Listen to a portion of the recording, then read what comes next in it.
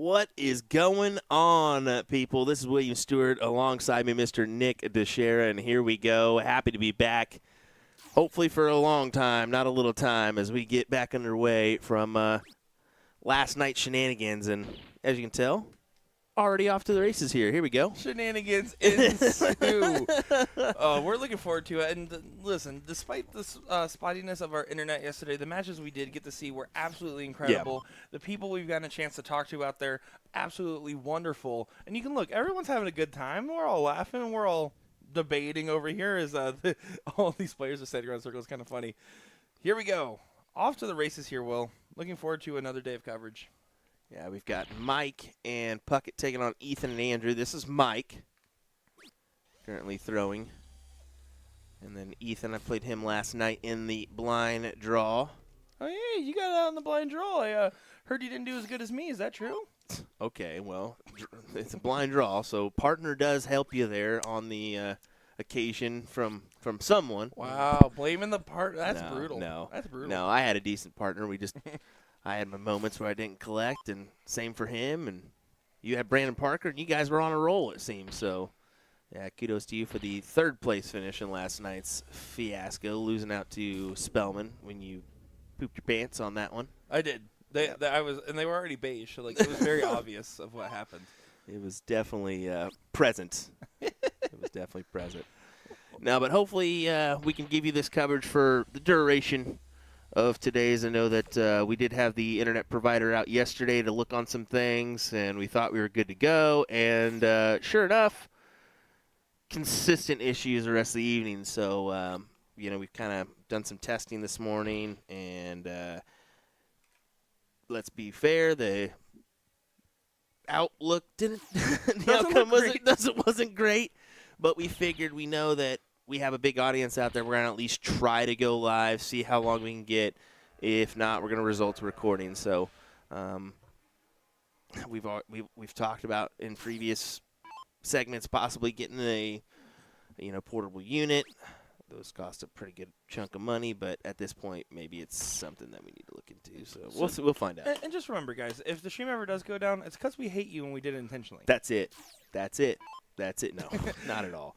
Here's Andrew up at the line. We saw Andrew play with Matthew in the Pro-Am bracket, and I believe, if I'm not mistaken, he also made the finals of the singles as well. Yes. Yeah, he missed out to Vince R in that one. Vince did best him. Yeah, Vince did best him in that battle. But, it should be a good day of coverage. We have, of course, a couple different brackets. We got a pro bracket as well as the open bracket here. As you can see in the background, Garrett Rakowski is in the mix today. Shrimp. We got Alex Spellman, of course, still here, and a few others. I mean, this is Wisconsin. We know what's going to happen here tonight, tomorrow, and Sunday, as we're going to get a good showing from those Wisconsinites coming in the mix. Well, absolutely is going to be the case. And the one it is disgusting that no matter the turnout in the dart room, there's just so many talented shots whenever you're up north for a dart tournament. Oh yeah. Anytime you're up in this area, even in Illinois, they're gonna come in just herds from the Wisconsin area down to wherever that tournament may be. Andrew looking for a biggie. Oh, he tried to load it up there, switching to 19s on the last start there. I would have probably been more partial just for him to stay on the bowl, knowing how close the game score is here. But we'll see if that comes into play. Format that we are going to be looking at here for the men's doubles open bracket is going to be a best of 3, open in, open out, full bowl, cricket choice. Ricky Bobby, I don't like your tone. Well, I don't like your face sometimes, but I still have to deal with it every once in a while, like whammo and such. Yeah.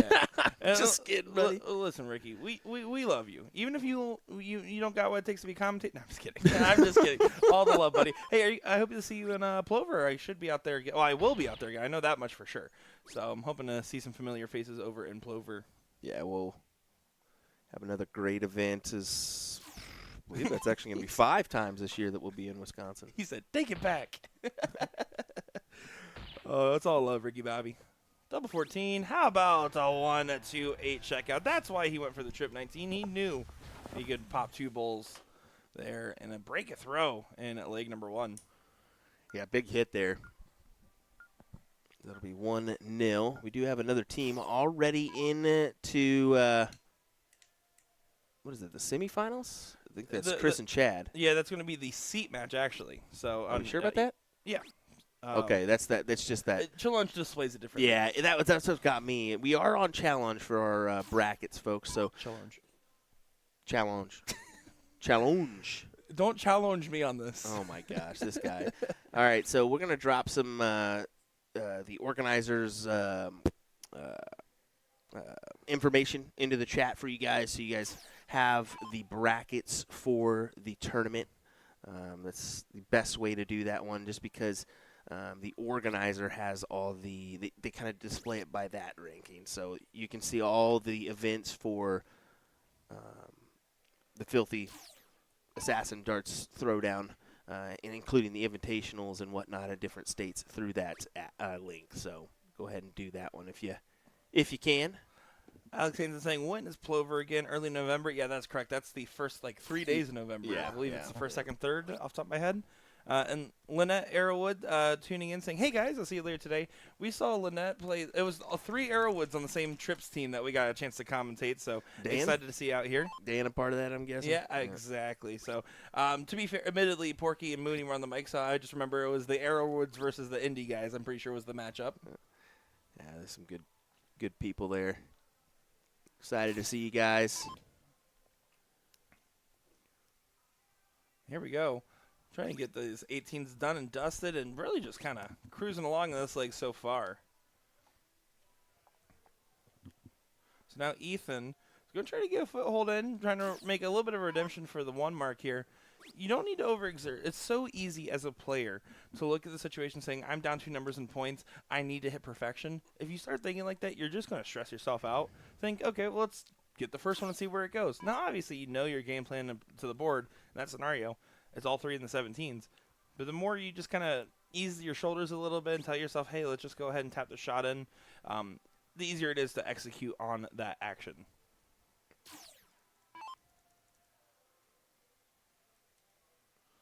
Stephen Burke saying, someone find Nick at Grandboard to play for a couple hours tonight. No, I'm retired, man. You know this.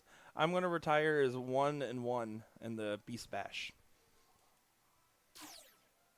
Brian saying, did you guys, how did you get your walk on 5th and Fond du Lac?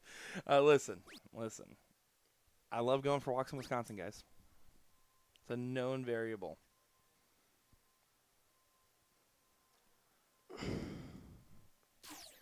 Lots of walks to be had this weekend, buddy, for you. With this nice weather? Absolutely. It is gorgeous weather here, and I committed to just leaving the window open at the hotel, I think. Oh, that was also for the smell. That too. I mean, gosh, Nick, you got to figure that out, brother. No, I mean, the weather, immaculate this week. Look at this shot. Coffin shot there. It'll be 60, I think a low of 62, high of 73 all week. What a beautiful time to be in Wisconsin. Yeah, absolutely is. And hope you guys get to at least enjoy a little part of that just by hanging out with us here in chat. If you're in the area, come on over. Come hang out with us. Yep. We don't bite. Yeah, the release definitely unique for Matt, man. I got to say that. It's that shortened release. It's definitely not a follow-through. You can consider it that. Yeah, and you can see by the way his wrist positioned, like his hands fully wrist pointing down, that's exactly what that is. And really, you look at Ethan, you look at Andrew, way more traditional on their release and follow-throughs there.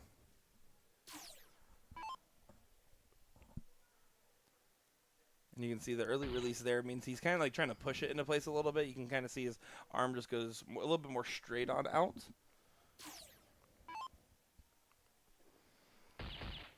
Still fighting on the Bulls. Still fighting on the Bulls. 4 is pretty good. I think you went 6. Yeah. You hit 6 Bulls on me yesterday. Yep. A couple good rounds at the board, but a couple good rounds don't mean you're going to end up with a great finish at the end of the day. That's also Let's true. just be fair.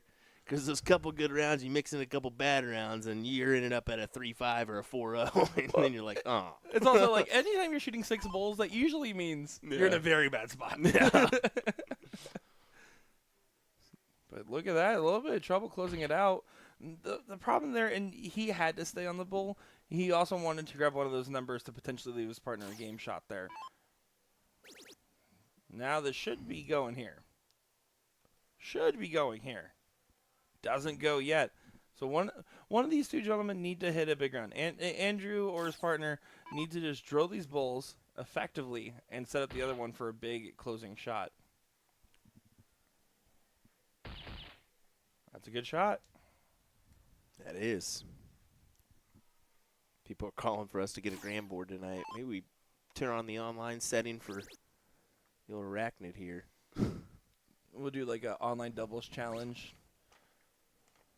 And again, I mean, we got a busy day ahead of us here. We got mixed doubles happening at 3 p.m. That's going to be 5:01. That's a pro, open, and 90 cap bracket.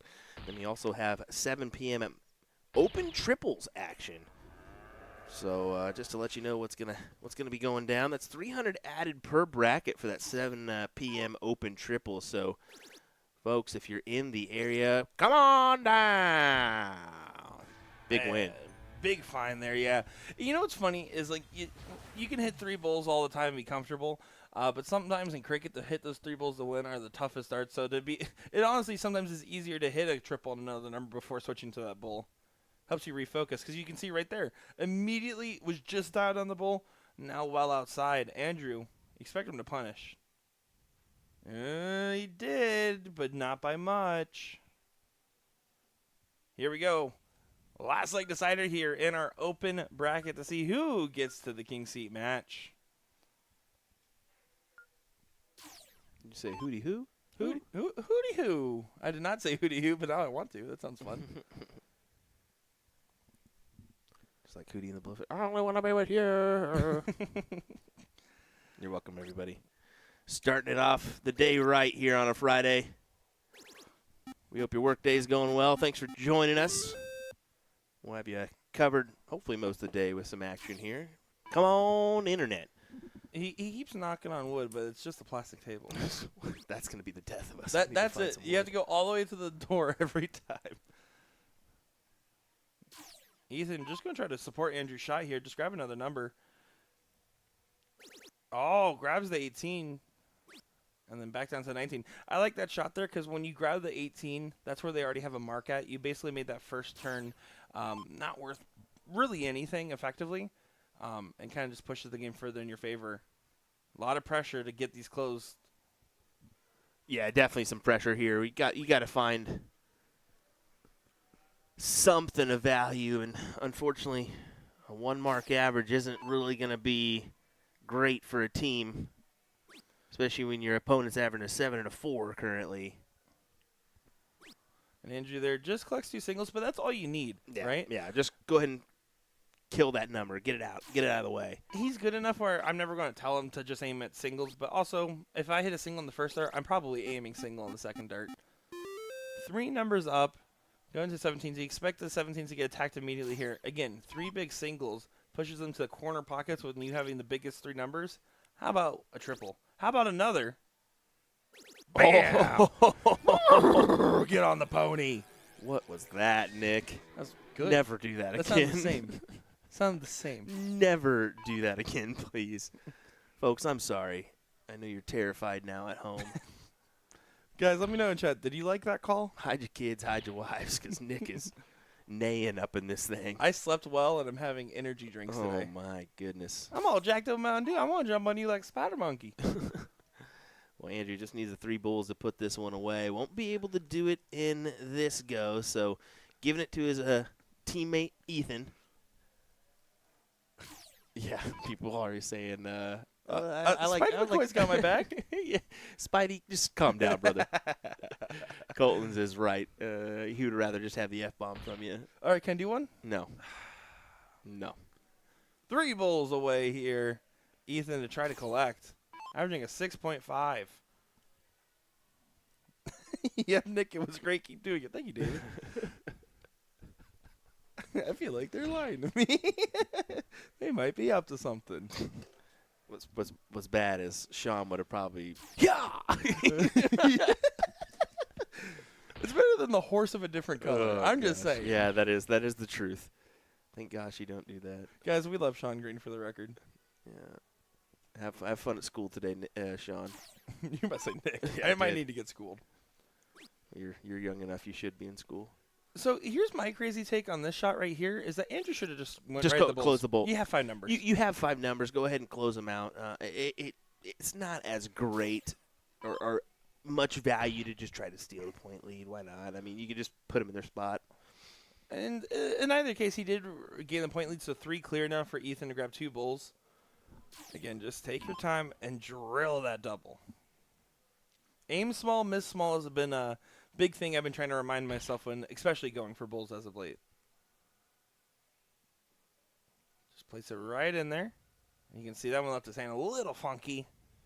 It's hard to cross that match point line sometimes, especially with the bulls.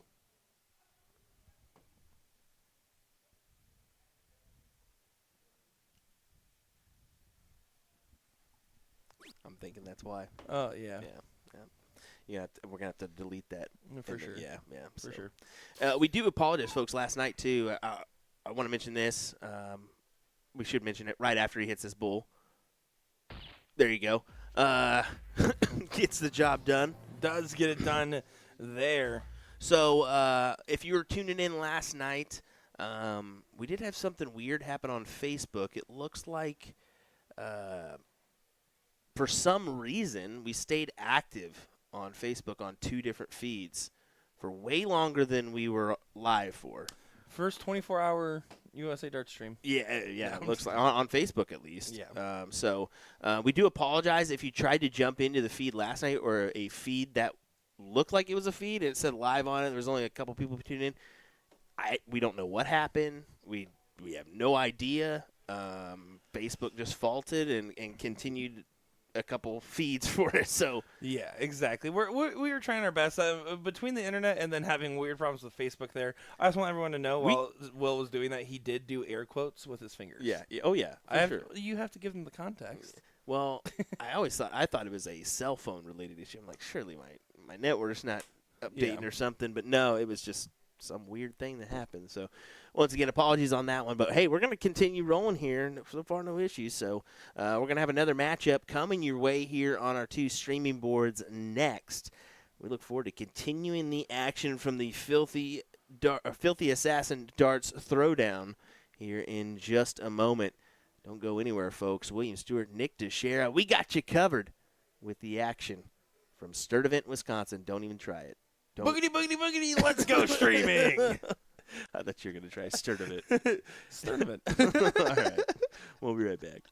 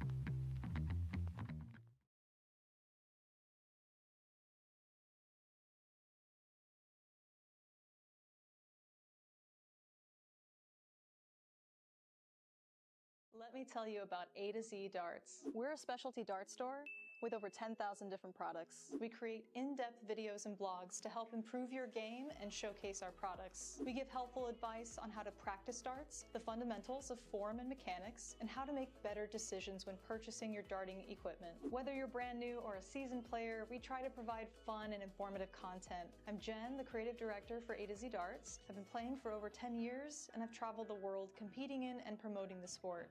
This is Will. He runs our live streaming company, USA Darts, and travels the globe as well to broadcast major darting events and interview PDC players alike. You'll find over 2,000 different sets of darts on our website. Guessing right now you're pretty interested in our resources? Learn about form, throwing mechanics, practice routines, scoring and grouping, checkout methods, cricket strategy, and much more. Visit a-zdarts.com to take advantage of our blog or follow us on social media at AZDarts today.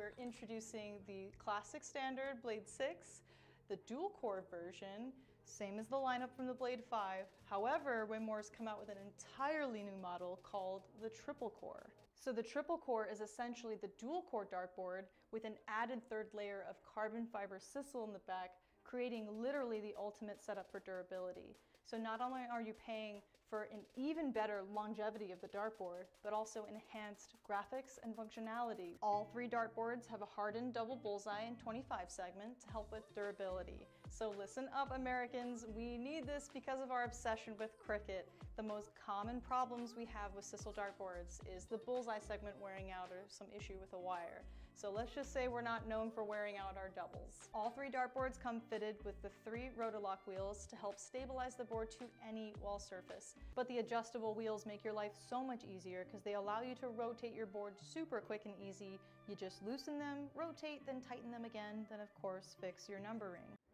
Luke Humphries is the greatest darting force on the planet. Bullseye.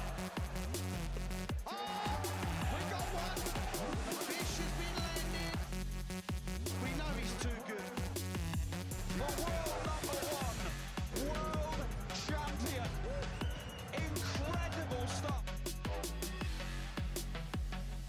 Let me tell you about A to Z Darts. We're a specialty dart store with over 10,000 different products. We create in-depth videos and blogs to help improve your game and showcase our products. We give helpful advice on how to practice darts, the fundamentals of form and mechanics, and how to make better decisions when purchasing your darting equipment. Whether you're brand new or a seasoned player, we try to provide fun and informative content. I'm Jen, the creative director for A to Z Darts. I've been playing for over 10 years and I've traveled the world competing in and promoting the sport. This is Will. He runs our live streaming company, USA Darts, and travels the globe as well to broadcast major darting events and interview PDC players alike. You'll find over 2,000 different sets of darts on our website. Guessing right now you're pretty interested in our resources? Learn about form, throwing mechanics, practice routines, scoring and grouping, checkout methods, cricket strategy, and much more. Visit a-zdarts.com to take advantage of our blog or follow us on social media at AZDarts today.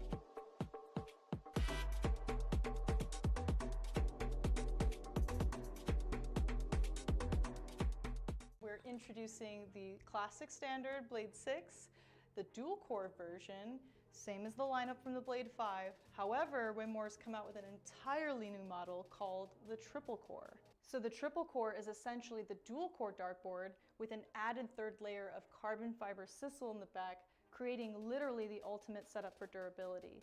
So not only are you paying for an even better longevity of the dartboard, but also enhanced graphics and functionality. All 3 dartboards have a hardened double bullseye and 25 segment to help with durability. So listen up, Americans, we need this because of our obsession with cricket. The most common problems we have with sisal dartboards is the bullseye segment wearing out or some issue with a wire.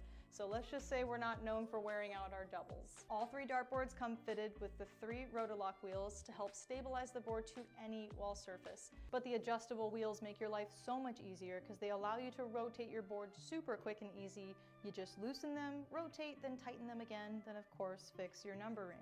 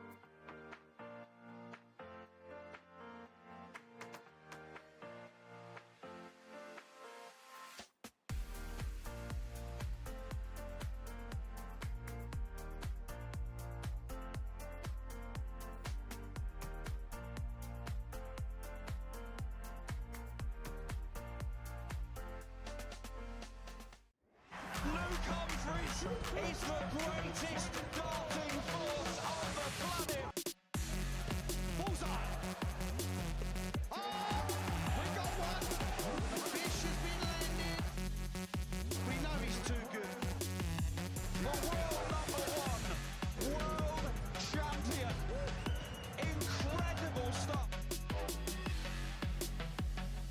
Let me tell you about A to Z Darts. We're a specialty dart store with over 10,000 different products. We create in-depth videos and blogs to help improve your game and showcase our products. We give helpful advice on how to practice darts, the fundamentals of form and mechanics, and how to make better decisions when purchasing your darting equipment. Whether you're brand new or a seasoned player, we try to provide fun and informative content. I'm Jen, the creative director for A to Z Darts. I've been playing for over 10 years, and I've traveled the world competing in and promoting the sport. This is Will. He runs our live streaming company, USA Darts, and travels the globe as well to broadcast major darting events and interview PDC players alike. You'll find over 2,000 different sets of darts on our website. Guessing right now you're pretty interested in our resources? Learn about form, throwing mechanics, practice routines, scoring and grouping, checkout methods, cricket strategy, and much more. Visit a-zdarts.com to take advantage of our blog or follow us on social media at AZDarts today.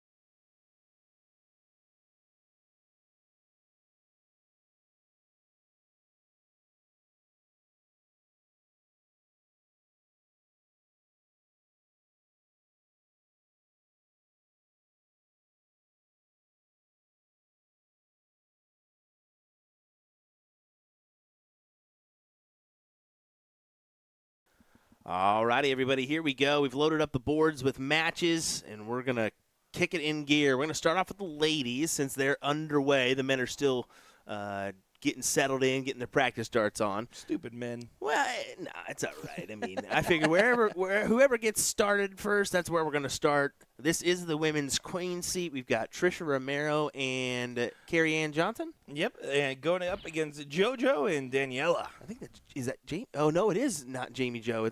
It is just Joe. Mm-hmm. I thought, maybe we get Jamie again from last night, but here we go, folks. Starting off with the ladies' queen seat. You gotta love that.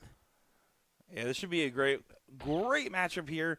Of course, love to have the ladies on our live feed as, let's be honest, way better to watch on the dartboard. Those men, who cares about Karolkowski, Alex Bowman? We want to be fair and honest. I mean, and it's not a bad thing. The Filthy Assassin FA Darts was kind of created around the presence of females. They wanted to kind of push the female game, and that's kind of what they're known for. So I do believe we're going to see a good amount of the females on the stream this weekend, which you got to love. And they're very talented. I mean, Carrie Ann Johnson, look at what she just put in there, a good 150. Yeah, that'll do just fine. Solid. And also, again, jokes aside, this is a queen seat match. The men's match playing is a match to get into the king seat. Yeah. So there's a little bit more reason for that. On top of that, the ladies were prompted on time, and you get rewarded for being on time if you ask me. Here we go, Trisha Romero. Let me tell you, Jalen Romero played really well on the stream, getting into a last leg decider against Eric Bobzine.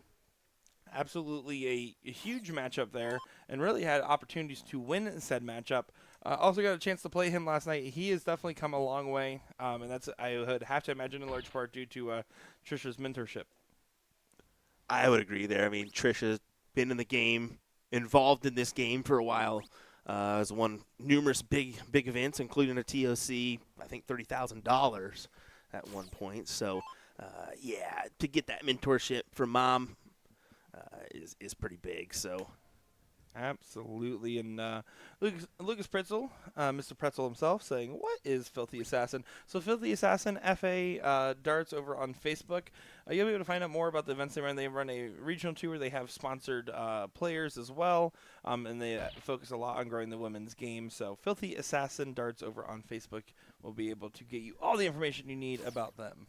Yeah, they're big support system, as you can see. I mean, they've got the Filthy Assassin Darts team sponsored players as well. There's Danielle is one, it looks like, as she's got the rocking the shirt. Yeah, that pillar's going to be pesky pole. That pesky pole's going to be in the way for a lot of people. Look at Carrie getting in the background, jamming. She said, "Here, take a listen to this." Now Laura's jamming. Yeah, here we go. Put your guesses in chat. What is Carrie Ann listening to?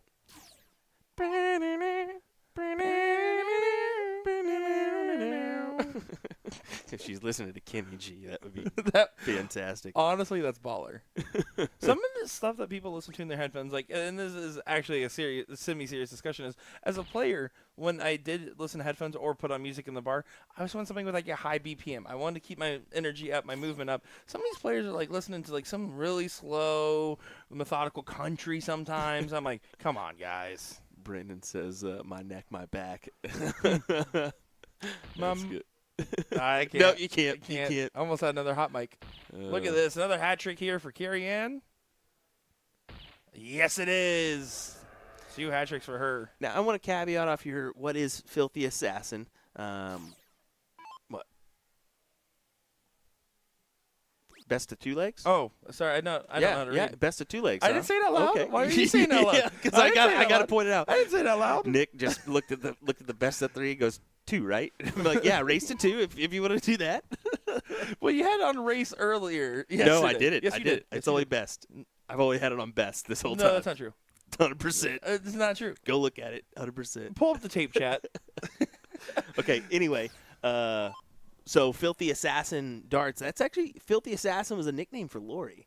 So that's kind of how they kind of created the branding behind it. So just a little caveat of what you were talking. What is Filthy as Ass? And well, there you go. Kind of a nickname. And the organization kind of started, as she kind of worded it, almost like out of spite, right? It was like, you know what? If you don't want to deal with us, we'll just start our own thing kind of situation. And that's where some of these best programs, these best teams, these best sponsorships. I know you look up north. There's so many of these. I wouldn't call them micro teams, but like there's these dart teams popping up more and more, right? You got Impulse Sports, you got Filthy Assassin, you got Revolution, you got all these, especially in like this northern Ohio, Indy to Wisconsin belt area over here. No, just all on just top of all countless over. others. Just all over. They're all over. Oh my goodness! Oh, fantastic stuff. 12 darter and no 13 darter incoming though. That is massive. Still fantastic shot. Yeah, it's beautiful, beautiful darts there. I mean, you're basically throwing near perfect, and she is putting a lot of pressure, especially going second. And the freeze really isn't in play right now, so that's going to be a big factor. Is she'll get a shot at 32 here. Basically, now it is guaranteed mathematically.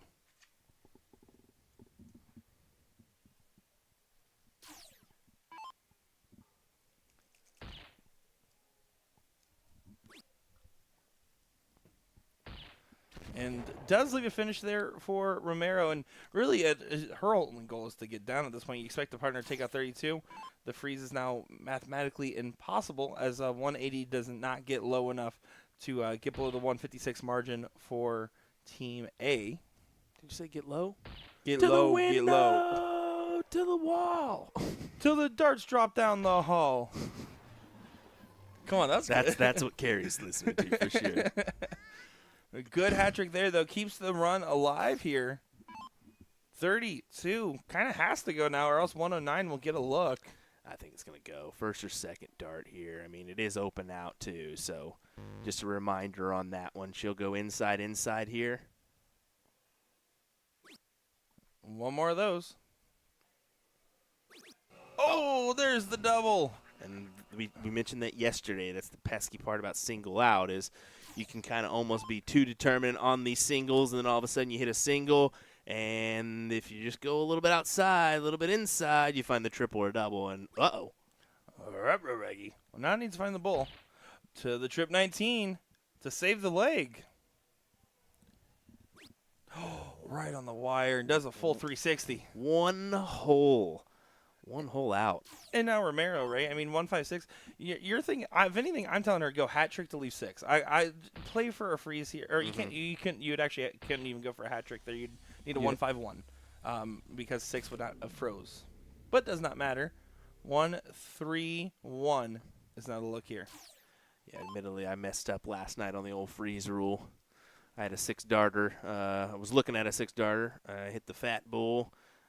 Left myself in a tough position, so I tried to hammer it in there, missed, left myself 85, and I went right at the trip 15, banged it in there to leave 40, and I instead probably should have looked at trip 19. Well, I think one of the funniest things I watched you do while playing in 01 in general was you were in a tie-breaking leg in Fat Bull open out, and you hit bull and you needed double 16, you hit single 15, you need 2 16s, and the first one went inside, and you just threw the single, and you were mad that you had to throw the single. You were upset. You're like, I wish I didn't have to do it like that. Yeah, I was up. I turned around. I'm like, sorry guys. Good Look at stuff. That. Good recovery there, and what ended up becoming a lot dicier of a situation, a potential 12 darter turned into a 16 darter. And that's a difference maker in some of these scenarios here.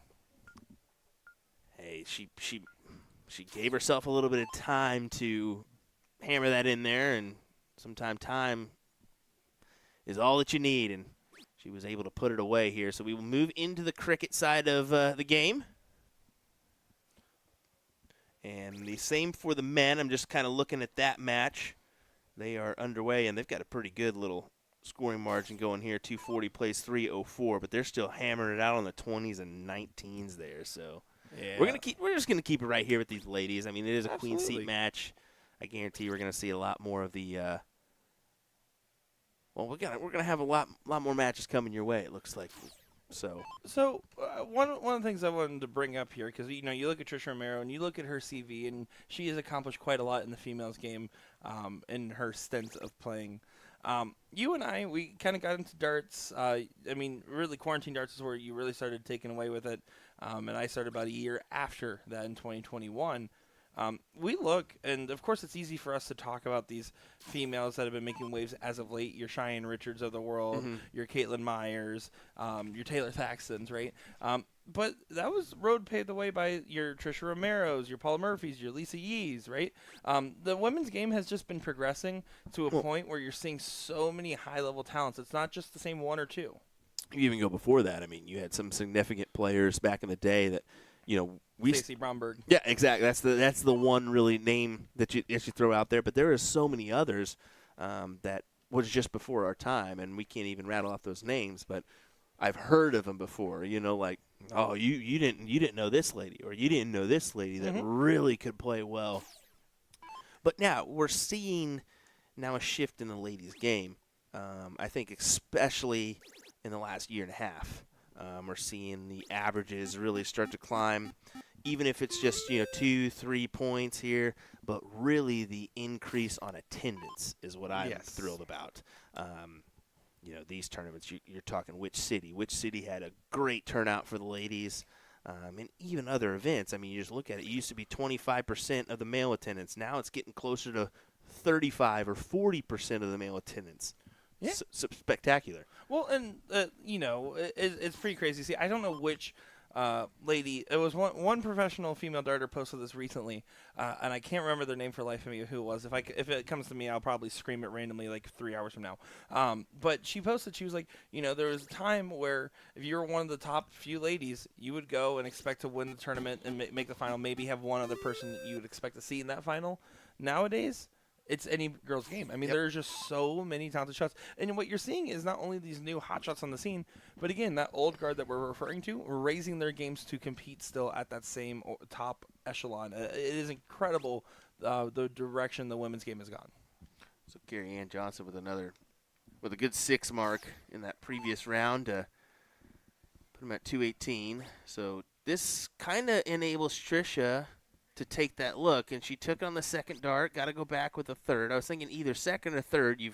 I tend to go third dart there. Try to bang in the triple on the 18 and then go over. But and the benefit of doing it on the third dart is the fact that you're taking advantage of your first dart as a marker, right? You can throw your second dart exactly the same way you threw your first one, especially if it's a good marker. In either case, might be consequential as that triple 20 was found, and so far, Carrie has been the stand-up player in this match.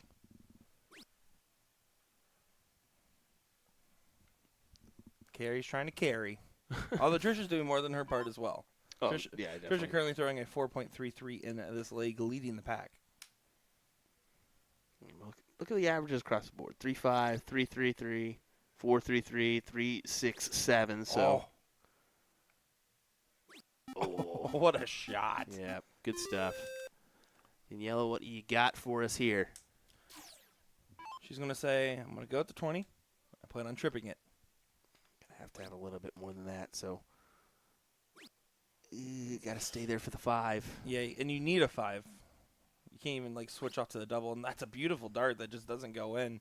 Now, right here, Romero needs to just close this 20, take advantage of it. 2 big singles, nothing fancy needed. Go vertical. Once again, folks, thank you for choosing to join us today. We appreciate it. How about that, Trisha Romero, an 8 mark? Fantastic. She gives just a little fist bump there at the very end. That's going to almost lock them in for a win here. Yeah, that's a massive shot. As Jose says, any draws tonight? There was actually the blind draw last night. You're talking to Mr. Third Place right here. But there is open trips. Yep. So the next 2 nights will be triples. So open triples tonight and then women's and men's triples tomorrow evening. So, I mean, the Sunday lineup, I think it's an invitational at 9 a.m. The Bring Your Own Partner. The Bring Your Own Partner could get interesting here, especially with the team cap at 130. You know that means that you and I probably fit. We're really close. You're like a 40, right? 45? But I have no idea how soft tip averages work, by the way. Yeah, you're like a 2.5 and a 20. You're about 45. Yeah, but to say that is not going to be how it is. It is kind of funny. I just don't play the only one event I've played in tournament-wise in soft tip other than like blind draws and stuff. Yeah. Would be Shark Tank in 2019, and yeah. We'll Didn't have to figure out averages in that one. Open. We'll find a weekend where we're not traveling and super busy, and then travel to a tournament just to play. We need to. I'm looking forward to maybe doing a bullshooter event. Yeah, and trying it I'm playing out, in the so. Buckeye Open to try it out. Support Gordon Dixon, There you go. one of our coworkers that we work with. You with the CDC, me with bullshooter. Yep. Tell you folks, there's going to be moving forward. There's going to be 3 to 5 events per weekend. We're surprisingly close to having 5 to 7 days of dart coverage. I mean, between also the CSC Challenger Series, other talks that we're talking about for a potential Tuesday live stream, and then all these Thursday through Sunday events. I mean, it is scarily close to the fact of like we're like, all right, well, bye free time. This is entirely what we do now, in the best possible sense, and we're honestly humbled at the opportunity. Carrie just needing the 2 to put this one away. That's one. There's 2. A 4.07. Trisha with a 5.0. Wow. Combined at 9.07. Absolutely deserves to win the Queen seat there. I would agree. And we're going to quickly head on over to board number 1, folks. This is going to be Garrett Rakowski. And is it Alex Spellman he's playing with? Yeah, he's playing with Alex so. Spellman. And then, sorry, on the other side there, I realized you were waiting on me to pull up the bracket. The other side of the affair here That's Darren Auckland. is Darren Auckland. I just can't see who and his. Carter. Okay, yeah, there we go. I was wondering how that would work, but. As we get a 9 mark as he checks the watch as soon as he hits the 9. That is so casual. I think somebody just messaged him is what happened there. That is why I don't wear smartwatches. Oh, I don't when I play. I don't wear watches when I play. I just don't like the constant ding. Look at this. Back to back. Ooh. Yeah, this is a heck of a battle, and this is game 3 of 5, so this is back to a best of 5. So, just important to note there. Let's see where we're at, but I believe we're 1-1.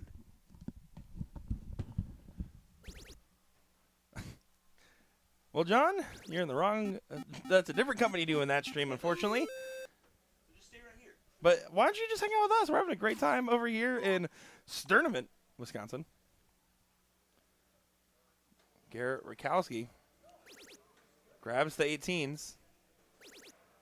Grabs the 18s again, over to 19s, and finds that 9 mark there. The bullet fires away. So now Auckland's coming up here.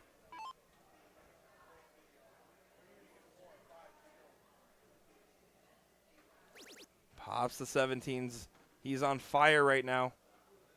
He was on fire right now. Yeah, 1-1.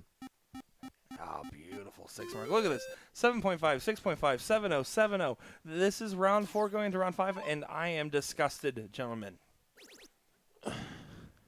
Carter threw a 9-darter in the first game? What? Did he? What?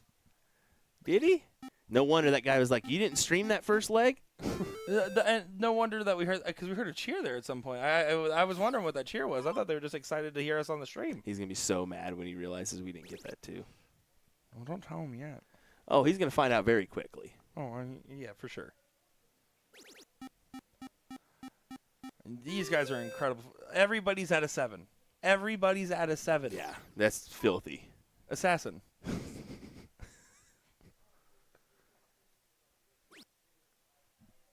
And does get the close back on up. And that's a little bit of an opening. Down to a pedestrian 6.0. Now I'm actually very upset if we missed a 9. The clips we could have got. Yeah, but again, Queen C match versus a semi. you know, we're going to provide you coverage, guys, and it's not right just to be like, oh, these guys, yeah, let's go ahead and put them on. Let's. If you guys are upset that we didn't catch the 9, everyone tag Sean Green and let him know. God, that's not even here. Oh man, that's brutal. Spellman, you expect him to run away with this opportunity. He's going to try to. More of a brisk jog now instead of running away. And that is a very interesting. If you get a chance at the 9 mark here, you shoot it even though it doesn't get you the point lead to bring it into a 4-3 on the bull. So you have to just go trip 15, trip 15, trip 18. You can't go in an elongated point battle here. I agree. I agree here. Just go ahead and try to make this 2-1 in your favor. Oh, that's a good one. He can stack right on that dart. Oh, but it pulls a little bit to the left. Cody, shouldn't we say, how do you fellas like the maximum precision lightning jersey? Well, we like Magic wear around here, but whatever. Listen, dart jerseys are dart jerseys. It's always going to be up to preference. Support the companies you like. Even well before I ever worked with Magic Wear, I absolutely always have worn their jerseys, and there's photo evidence to prove it. Look at this from Rakowski. But Maximum Precision has nice stuff, too. I like the last dart there, transferring over to the 18s, because you know that single bowl or double is not going to be as significant as those 18s there. And just going to try to find the bowls to get this leg on the board here. You don't expect Alex Feldman to miss, but of course you're going to have to try to drill. He might just switch to the 18 and leave this, what is a 5-bowl shot? Nah, he's going to just go for it.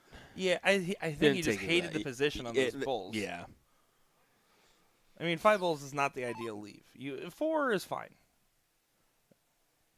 But now he's going to kick himself if this doesn't go. It won't go. Just a single 18 there does push it at a bull here. So if you're Carter, you're thinking, okay, double. It's tough. It's tough about when you shoot this dart, knowing the level of ability of all these players. Yeah, and I don't agree with the switch there. You still have to find at least a bull, and it does find a double. But no harm, no foul. You expect Garrett Rakowski to clean this one up.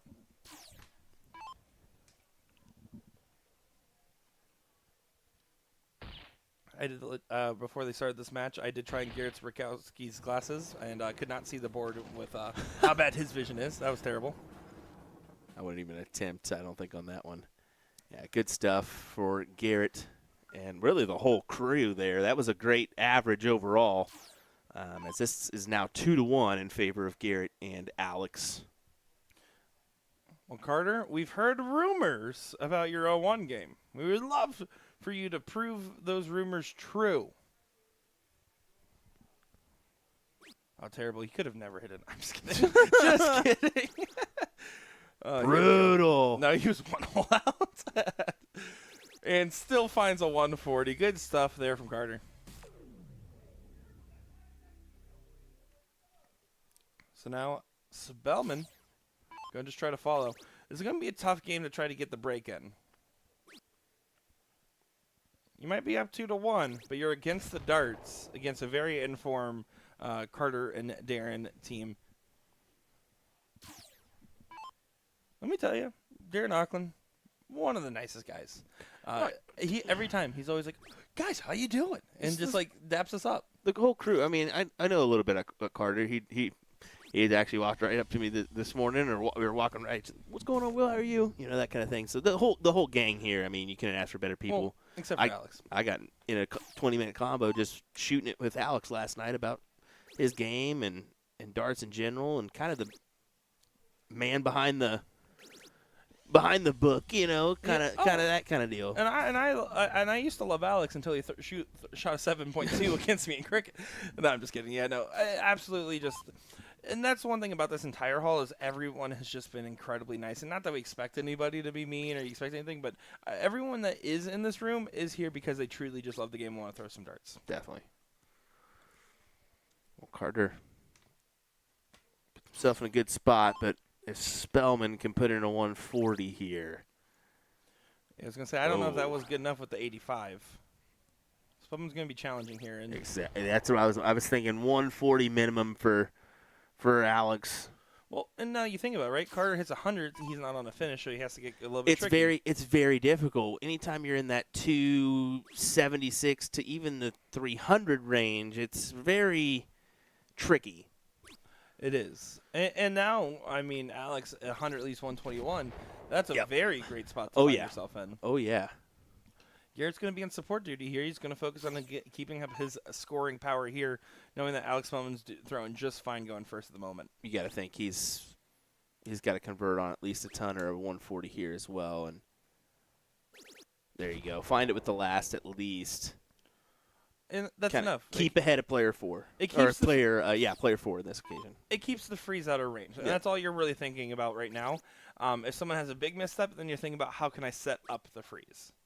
And that's why you also see a lot of players that typically like to move around and do more optimal setup and board management stay on the 20s, right? Is because they're focused on just the power scoring. That's when you have a freeze rule format, it's all about power scoring. Alex Spellman want to take advantage of that dart. Should still be able to sneak one in there. But he kind of overcompensated that last one. He's not going to be happy with it. But 121's more than okay, especially with Carter sitting only at 176.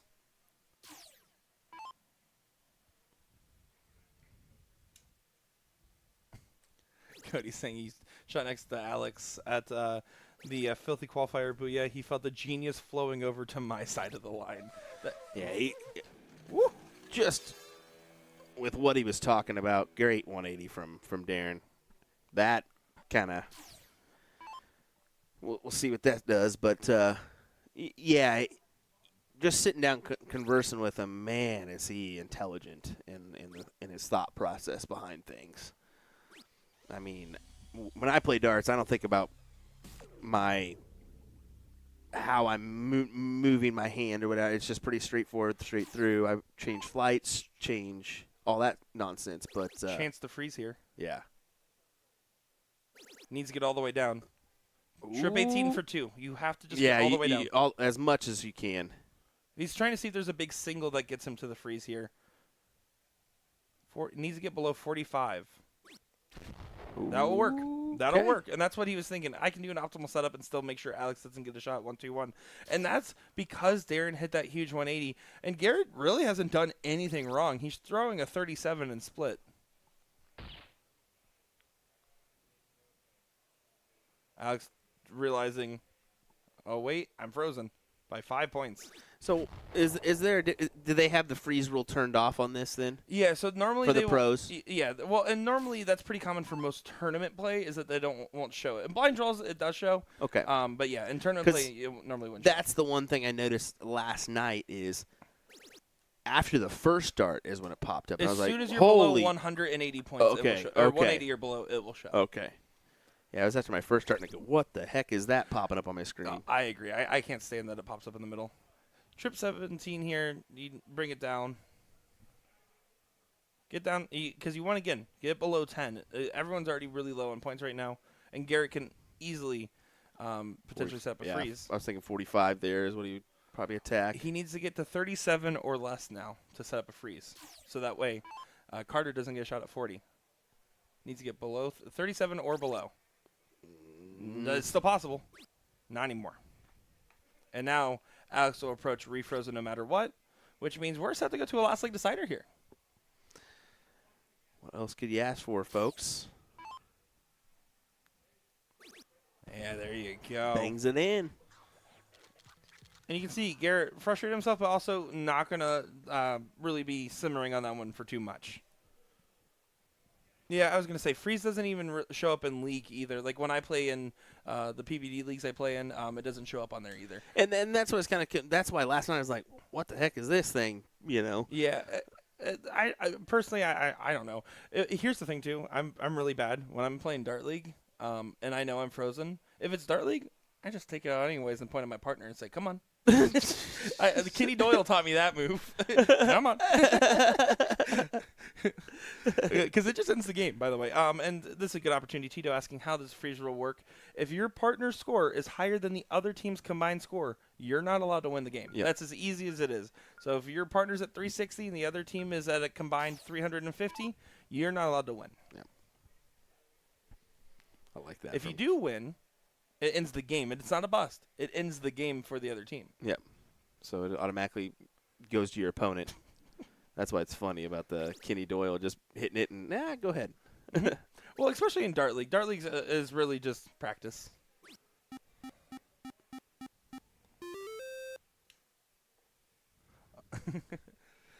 Oh, and then Chad is just telling us about the all the other stuff. And yeah, Missy's exactly right. You don't need to show the freeze because they should know their math. It's a part of the game. And that's why I brought it up. I was like, I'm assuming this is why it's not on there. They should pretty much know.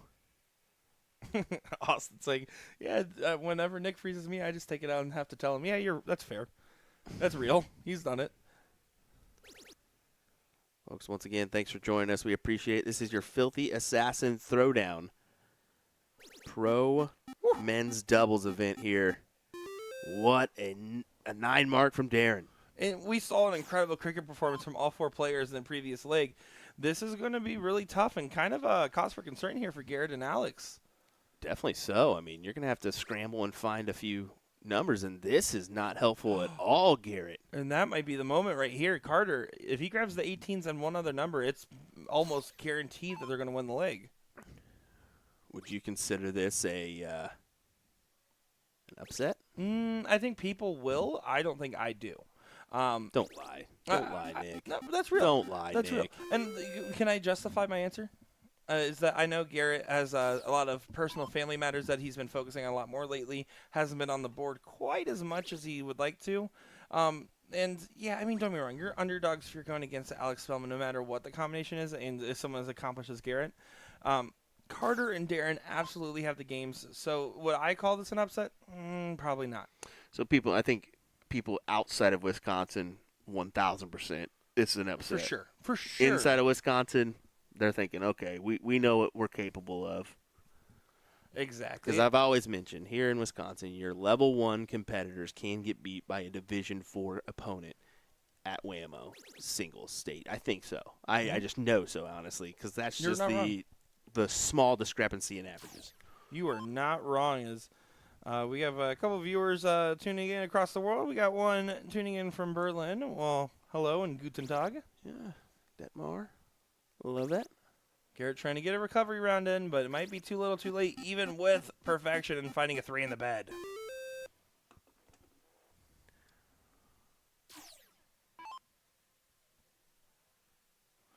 Well, it looks like the Open Doubles Final is just about ready to be on up next, it looks like, as that's just about ready, as this one is done and dusted here. We'll Carter and Darren do get the win. I see a lot of people walking over to the stream area, so I assume. Well, we got Nikki Henshaw up here for the ladies. Well, there's 2 boards. Yeah. Maybe. Well, I'm just gonna go check and see. Yeah, no, exactly. Be sure. Alex and Garrett will definitely get a chance to see them again on the stream board, more than likely, as they are going to keep on fighting. But yeah, Carter, Darren, what can you say? They played great. Darren was absolutely lethal in cricket. Carter threw perfect in 01. No real notes, right? Again, when I talk about is that an upset, if you're outside of, say, Wisconsin, I would call it an upset. But anybody that is tuning in right now, anybody in this hall that hears that will say, yeah, could go either way. And it did, right? Good stuff there indeed. As now Carter and Darren will move on to play Jeremy and Brandon in the seat match here. And that should be a phenomenal matchup. Really looking forward to seeing that take place on our main board. You can see Nikki Henshaw loading up to the board over there. Taking a look at our ladies bracket here. That is going to be the 4th place match of Nikki and Lori versus Birthday Weekend. Surprise team name appearance. And then the winner of that will play Joe and Danielle that we saw earlier. And then Trisha and Carrie Ann sitting in the seats there. And David Collette said it best. Great shooting from all 4 gentlemen. And I did see a follow-up question in chat from Tito. Continuing to ask about the freeze rule, saying, so if frozen, how can you win? So again, your partner's combined score is higher than the combined score of the other team. When that happens, the only way is for your partner to get below the combined score of the other team. And that's going to be the only way to get out of that situation. So typically the person that froze you is also the one that will then have to win the game. Nick. Well, you're dancing. Will's dancing, guys. You know why? Why? You got the boogie, boogie, boogie. We said it earlier. To the window! to the wall! It's on, baby. So the church drop down the hall. It's all on. you ladies call. All right, so we're going to get the open finals as well as the women. So where are we at on the women's side? I believe that is, what, fourth place? Yep. So we'll probably predominantly focus on the open men's and then jump on over. But, of course, whoever starts, we'll kind of focus in there and then pop on over to the men's if we need to. So if the women start up first, definitely going to go right there, check out some darts, try to hop in and out. And then if the men start, we'll go ahead and go there. But We'll make it work. Alrighty, guys. We'll be back in just a moment's time with some more darting action here. Remember, hit your 84. We'll be back soon. That's brutal to Brandon. Come on now.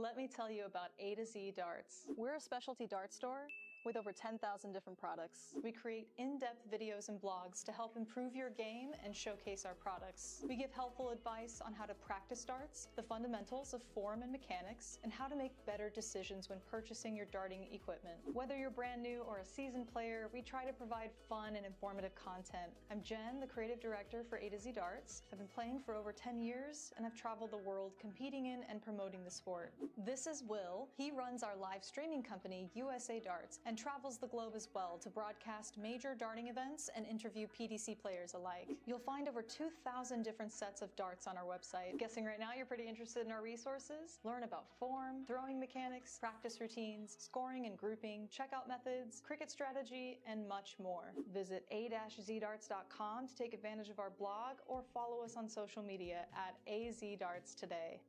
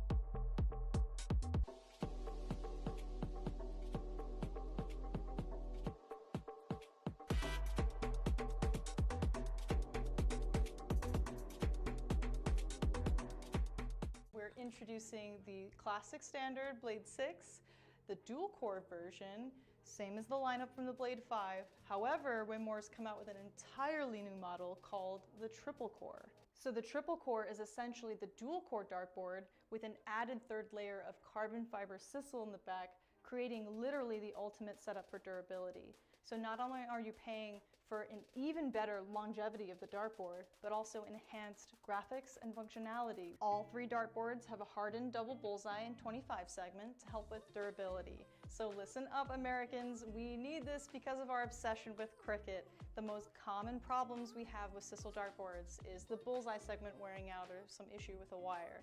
So let's just say we're not known for wearing out our doubles. All three dartboards come fitted with the 3 Rotolock wheels to help stabilize the board to any wall surface. But the adjustable wheels make your life so much easier because they allow you to rotate your board super quick and easy. You just loosen them, rotate, then tighten them again, then of course fix your numbering.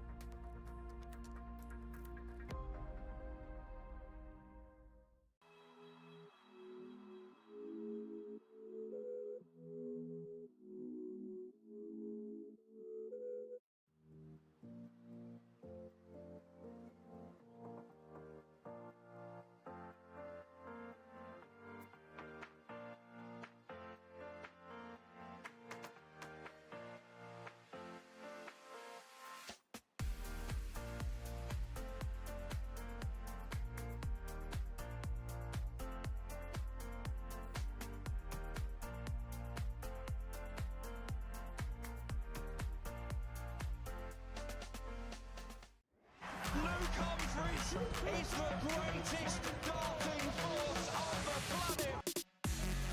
Bullseye. Oh, we got one.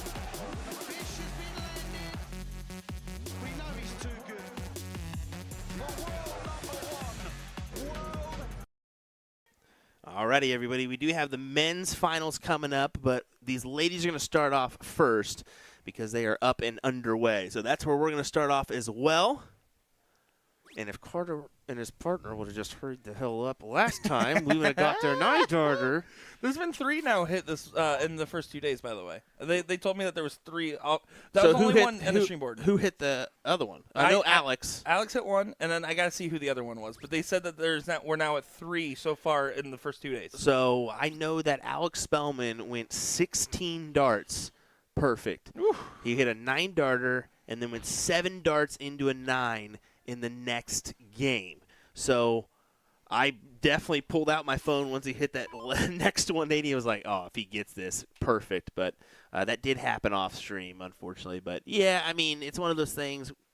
That's the downside of doing 2 boards is if you fill them both, you're going to miss something. And, unfortunately, we did miss that. So. Yeah. Sorry, Carter. We do, unfortunately, apologize for that one. No, it would have been a heck of a clip to You put should out. have been on top. He started yelling at Derek because Derek was the one that held it up about 4 minutes. So, no, this should be a great matchup. Let's talk about the ladies here. Let's talk about what we're looking at, right? This is a 4th place matchup. Nikki and Lori playing together against Birthday Weekend. That's going to be Laura and Becky Najedlow. And I got to watch Becky for the first time in Rockford, actually, in her Queen Seat match against Laura Lyles, the happiest person in darts, as you'll see that video on Sunday for context. Yeah, let me tell you, all these ladies are very, very talented here and have some great ability. So we're going to keep you updated on this match. We will say that the finals of your open bracket is getting underway, so we're going to hop right on over there, folks, and get underway with this one. We got Chris Hopper. I played with him yesterday in the blind draw, and Vince Roy here. Yep, and that's going up against Chris and Chad in this one. So Chris and Chad, Chris Hopper I just mentioned. So it'll be Jay and Vince. Oh, there we go. Yep. Who played yesterday, I believe in that 3rd place match, if I'm not mistaken. Yeah, this should be a good stuff indeed. Looking forward to it because, honestly, the men's open bracket, there's going to be a good variance here of what we expect to see. There's going to be moments where these players are absolutely playing near perfect, especially in Fat Bowl, and then moments where they might fall a little bit short. It's going to be the nerves of the moment to see who comes out on top. Kelly Kish saying, Laura Lyles may come to see you tomorrow. Let me tell you, Laura came up running to me and Sean. Oh, my God, it's so nice to meet you. She's literally the happiest person in darts. And if she comes up tomorrow, you have to meet her. I'm telling you, we became fans. Because, again, Laura Lyles played Becky Jedlow in the finals out there in Rockford. Or Quincy, excuse me. Is it possible to use USA darts for one board? I mean, yes, but at the same time, then people are confused on where to go. We're getting to the point where you're going to have a board 1, board 2 stream potentially in the future.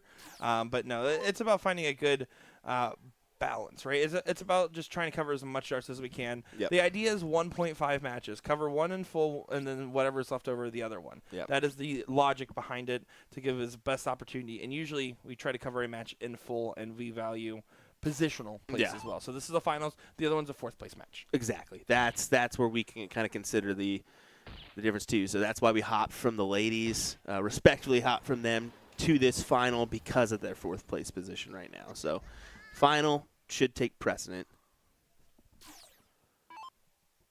Here we go, and a beautiful hat trick found on the board here. Real fight back and forth.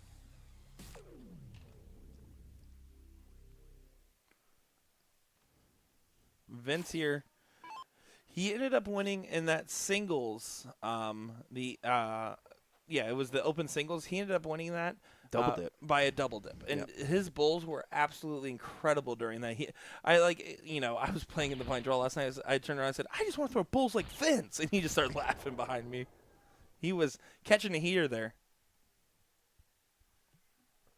course, I do want to shout out, as you can see here in the background in the match that we partially covered there, Lori Simpkins. Yep.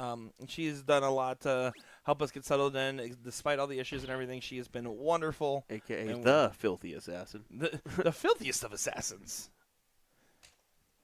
So big shout out to her as well. I want to be like Vince Roy when I grow up. True. Does get to a 159, which is a finish.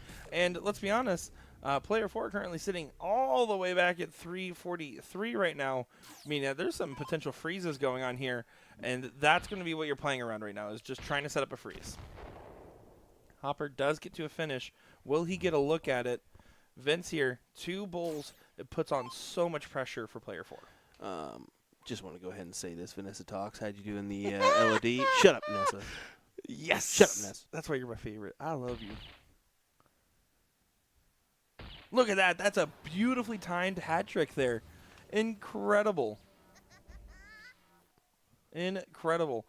So now all the pressure here, because more than likely the 86 is going to get frozen. The shock needs the smock. Is that what it says? The smock. I thought it said the shock at first, but now it says the smock. Interesting nickname for sure. I don't even know what smock is. Oh, and yeah, that's not going to do there. As now the freeze is already on, so therefore 86 can't go. Meaning you can shoot at this 159 if you want to. I don't recommend it. I that's exactly what I would do. I would just go for the bulls here, continue to bring it down. 82 is fine because that's a bull first shot. 86 can't go. Expect to get to about 10 or less, considering it's open out. Smock's his last name. So we don't get that actually. We don't get the on challenge. It doesn't say their last name, so we don't get that side of things. So that would explain it. There we go. There you go. Thank you. Appreciate it. Well, so then there must be other smocks that he has to differentiate from. That he's the smock. Yeah. Don't be giving the ... after us either, David. Jeez. Nah, it's for dramatic effect. Yeah, no. It's for dramatic effect. Rightfully so. Cool. And to be fair, we Look should. Look at Jay back here bobbleheading it for a minute. Oh, Vince Roy goes hat trick at 118. Bada bing, bada boom. I like it. 1-0 in favor of them. Here we go. On to the game of cricket here.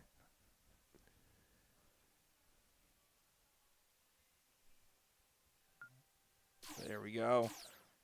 For some reason, it looks like the swap team button wasn't there. Because it is a best of 3 that we're looking at here in the open. Oh, yeah. Calm down. So the reason that they had to skip that turn there, though, is because it is losers start because it's a best of 3. It's alternating in the best of 5, which is why you saw them skip the turn there. Did it really matter, though? Because they just said, you guys go ahead? No, because if Team A wins, the team going first wins, it automatically ends the match. Gotcha. Because of the setting. Because of the setting. They're in a league mode. Yep. I forget about the Team A, Team B. I just see the player 3 and player 4. I'm like, does that really matter? Yeah. To be fair, admittedly, it's kind of interesting to see it set up in league play but not have the names in. Normally, if you go through that effort, you also have the names in there. But I think that there was like a quick refresh of how the league leader was designed. So, yeah, nothing too crazy there. As Vanessa does give us an update, 1-0, Nikki and Lori. So sweet. That's what I was just looking at. I was looking at the other score line. It looks like it just started on cricket.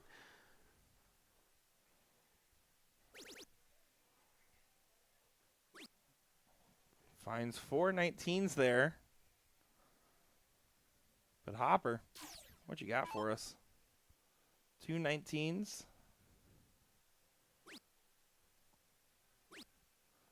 And see, I would have just preferred a more, if you're going to, especially because he shot the last start of the 19, single 20, single 19, single 19.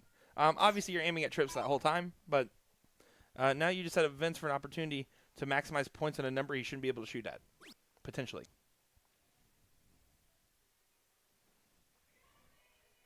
Yeah.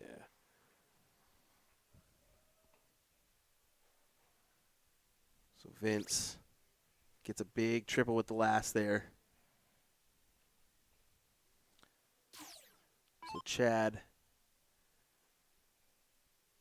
we're just going to take a look at the 20s. Only one single mark to close those 19s. Go for it. Yeah. Go what? No, I mean, okay, you hit it, so it's fine. But it's one of those things where You might as well go ahead. I mean, take it away. 76 points gets the point lead. They get a shot at your 20s now.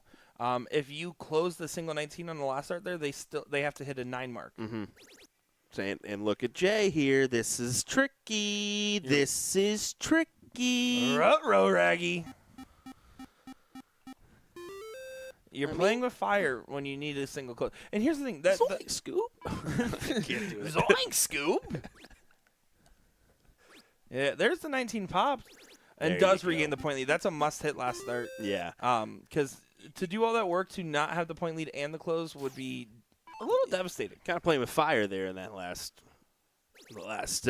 one where he didn't close it and almost caught up with him there. Got some gasoline thrown on it. And Jeff McMammal saying afternoon, gentlemen. Well, afternoon to you, Jeff. Yeah. Hope you're doing well, buddy. It's actually only 20 minutes afternoon here, so I don't know if it's appropriate to call it afternoon yet. It's like by technicality. Like afternoon's like 1 to 3. Get out of here. No, It's like 1 to afternoon 3. is after 12 o'clock. Yeah. Afternoon. You're talking to a guy that doesn't wake up till noon, at least outside of events.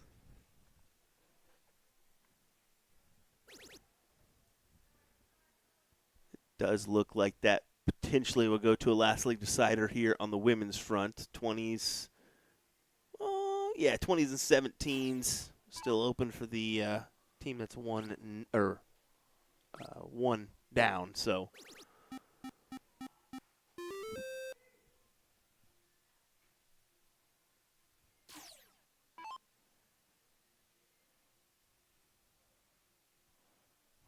Trying to get the points back on the 17 here, and that one got away from him a little bit. And then moves up to 18. Here's the thing. That move to 18 was purely a frustration move. There was no blocking going on there. I think it's better to just reset your composure on the line because that single 18 doesn't do anything. The single 17 still does something.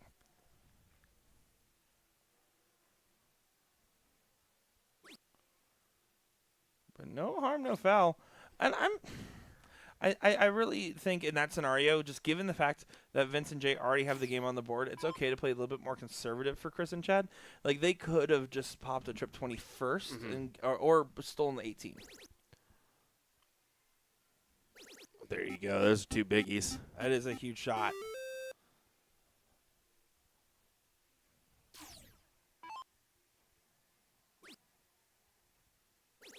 Point lead regained. And there, tough spot. Tried to get through. Got deflected out by the flights. Vince with an opportunity. Does need to find at least 4 17s to get the point lead back. But if you trip the 17, I think you try to grab the 18 and take advantage of your 1 mark. Because that would also get you the point lead. In this case, though, yeah, just stays on it but only finds 3 singles. Is disgusted by his reaction.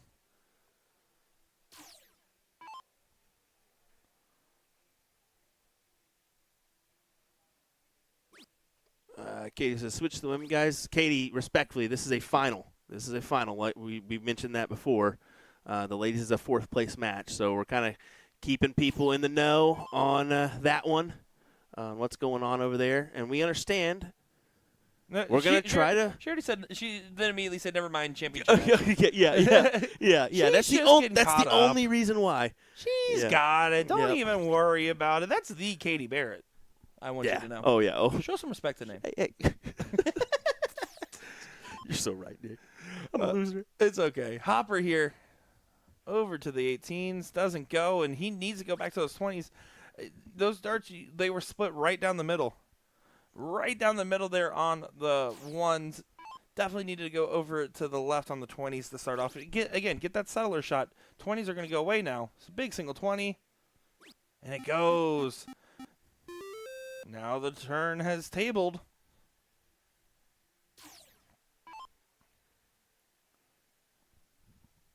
Chris and Chad do have the advantage of having the seat here, so if Vince and Jay do win this set, they will have to still win another.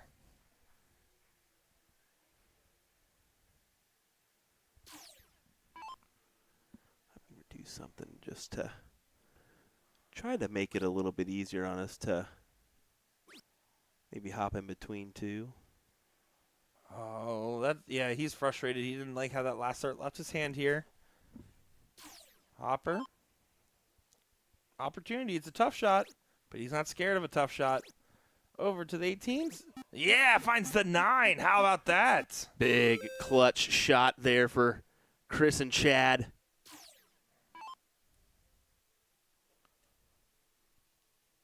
And you can see Vince just trying to make a stand now on the 15s. This has been a very back-and-forth affair, especially towards the rounds 10 through 14. Just to give you a little update there, you can see the team that's 1-0 down, currently ahead on that cricket score line. Just to give you a quick little update without the board camera being switched over. We'll try to implement that a little bit more, just so you can kind of see. Oh, look at this. 9 mark, then 6 mark. That's a pretty powerful set of 6 darts there for the team. Yeah, this is pretty much set to go to a last leg decider now, it seems. Hopper here. 3 balls away from being on match point in this final here for your open singles, or open doubles, not singles. There you go, 1-1. Yeah, having that advantage in the king seat is such a big deal. I mean, it is. I get where you can kind of get stuck up in the, hold from, the other team coming through the loser side. How many tricks have they had on that one? But and the difference maker is that the king seat, queen seat advantage at the pro level is so significant. But when you look at like the open division and stuff like that in the amateur divisions or whatever else it may have you as look at that leg on the board here. What's important to note is that it is absolutely possible to do, especially in an open doubles bracket, right? That's going to be the difference maker there, is that really there's so much darts in it and so much variance in the game where it's absolutely possible. Back over the men's match. Potential last leg here of our final.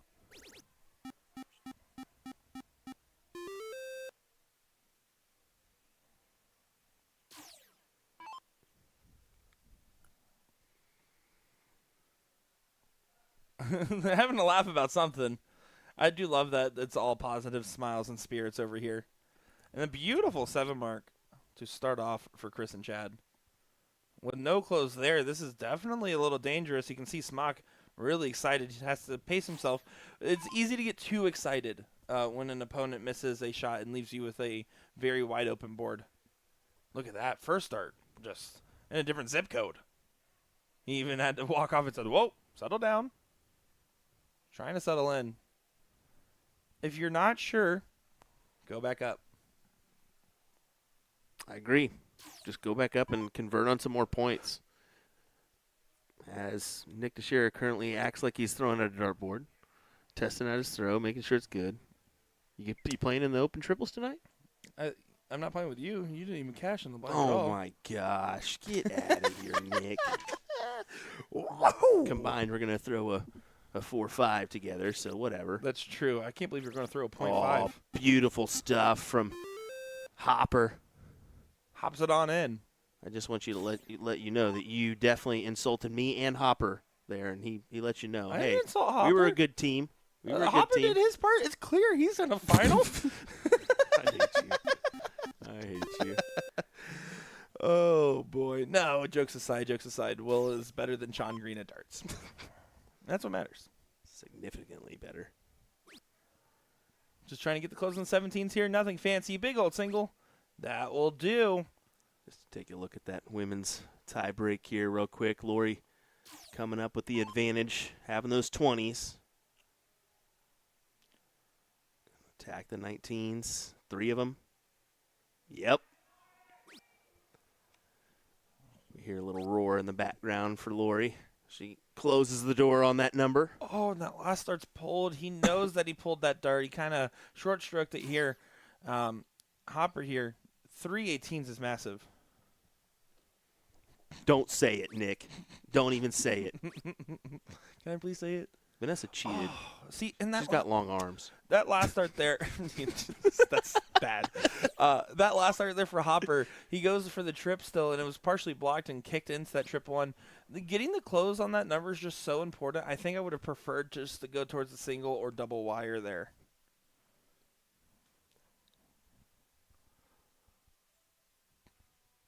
Isn't everyone technically Team Filthy Assassin if they're at the Filthy Assassin tournament? Because we're all Filthy Assassins in our heart.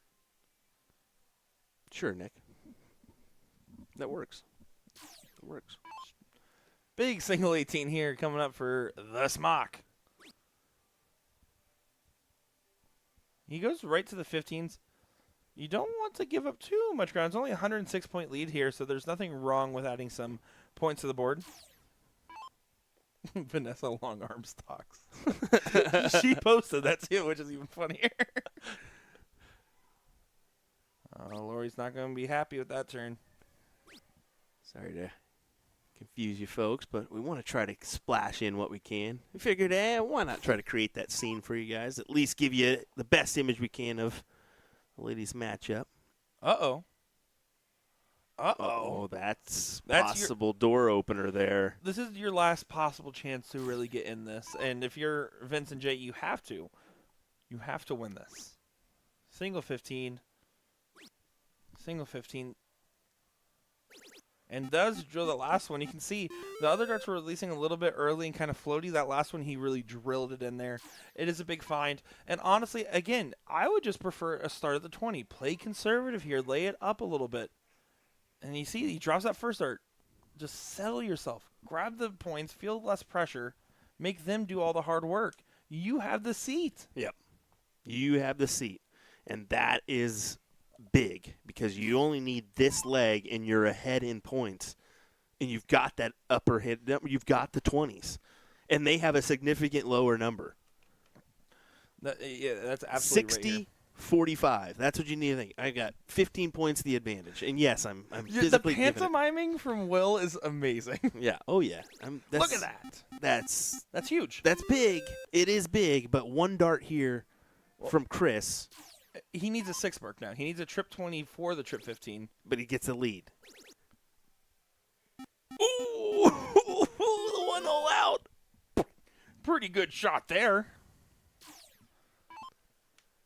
So now Vince going to be feeling the heat once again. Trying to just, you're thinking to yourself this whole time, man, I wish I had an opportunity to just get rid of those 20s. I want the point lead to be a little bit closer. Like right there, now you're within 16. If it stays within that range, you're going to take a shot at these 20s because you want to get under 50 points, preferably under 25 points of a difference if you're going to do a shot like that. Yeah, see, now this time he's going for the settler darts going upstairs. But not feeling settled. Folks, over 350 of you joining us today. We appreciate it once again. Thank you, Spectrum, for now. Hashtag not sponsored by Spectrum. But thank God it's working. Oh, point lead. Stay there. No. I think you take that shot, especially in that moment. You got to take the kill shot on the 20 eventually. If you have the point lead on a 15s versus 20s, you have to shoot that 20 with it while you have that point lead. You expect this to get partially buried. Because now, I mean, you have to hit, again, a 4 mark before getting the same shot. So you're asking Vince to hit a 7 mark now. When you had one dart in hand, you can hit one triple. You're good enough. You're in the finals. Needs to find trip. Ooh, well low. You can tell this is a nervy final. Yeah. Oh, yeah, for sure. Big money on the line, too, so.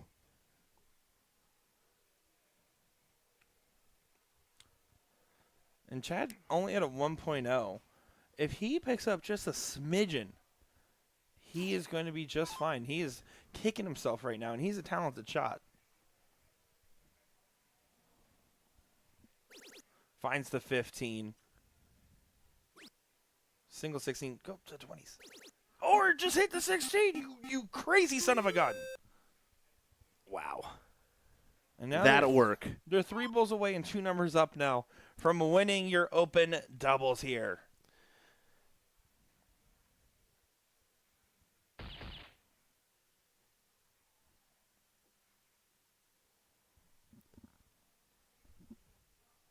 And Chris did this a few times last night. Just 3 bulls needed.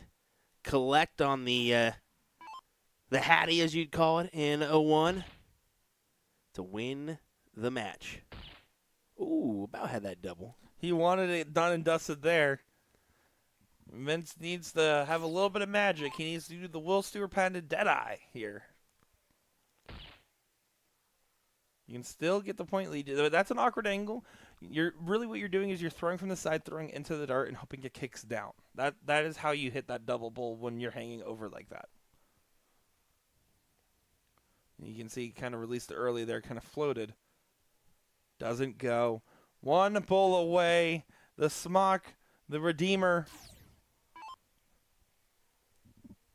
for the title. Filthy Assassin Throwdown gets it done there, and Vincent J put on a heck of a performance. Good stuff indeed from the Soul Snatchers. Yeah, great stuff. Congrats to them as they win the title here in your open men's doubles division. And we're going to waste no time. Head right on to the ladies, and the perfect time to do so. We're in a tense part of this match, folks. It's a tie-break leg between these ladies, so perfect timing, to be honest. As it's 386, 355. Both teams have a wedge. 15 is for Lori and Nikki.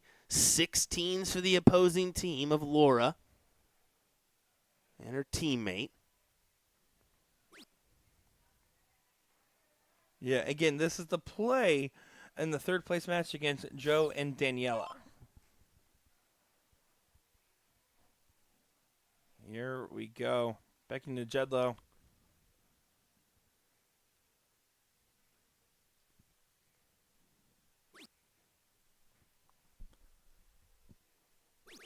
Gets the close. Back to the points. Yeah, collect on the big trip 16.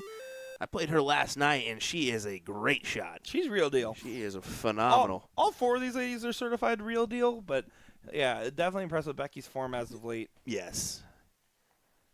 She got 3rd place in the women's singles, losing to Liz Tynan and Laura Lyles.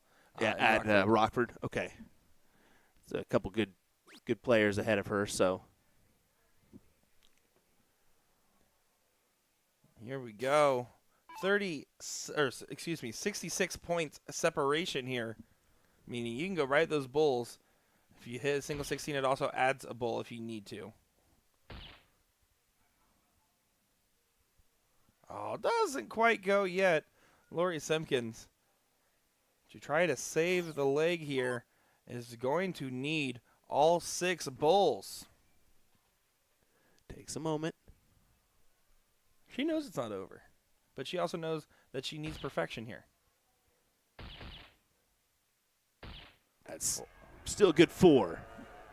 Yeah, 4 bulls there. You can see Becky cheered for her as well. But Becky also knows 1 bull gets this done. Stay focused and drill it down the middle. You can see kind of a little moment of, I don't think that's going to be enough from Lori and Nikki. Is 1 bull gets the job done with these ladies. I think that's going to be the better view for us as we'll go Look over at here. that. Look, Vanessa Long Arms talk, everybody. Yeah, look at those long arms. I'm going to just zoom in on her, make her real upset at me. Uh-oh. Look at those long You're about to get arms. busted. Look at those long arms. I'm going to just zoom in profusely on her on her head. She's like, please stop. Yeah! Please stop. That's You're welcome. That's what you get for tuning welcome. in. That's what you get for tuning in. You're And there's, welcome. of course, Tugboat Ricky over there. Yeah, congrats to our ladies. Congrats to our men's teams. We're going to keep it rolling here, folks. Don't go anywhere. Your coverage continues. It looks like Carter's coming up, so I wonder if we're getting the men's matchup and then continue on with the ladies on the other board. Yeah, I think they didn't play the seat yet because the loser side was a little bit back, so I think we're actually going to get the seat of the pro next. Okay, and then I think we're going to just continue on with the ladies on the other board. Correct. So there we go, folks. We're going to keep you going with the coverage here. William Stewart, Nick Teixeira. Boy, oh boy, we're going to continue the fun. Don't go anywhere. We'll be right back. I'll miss you already.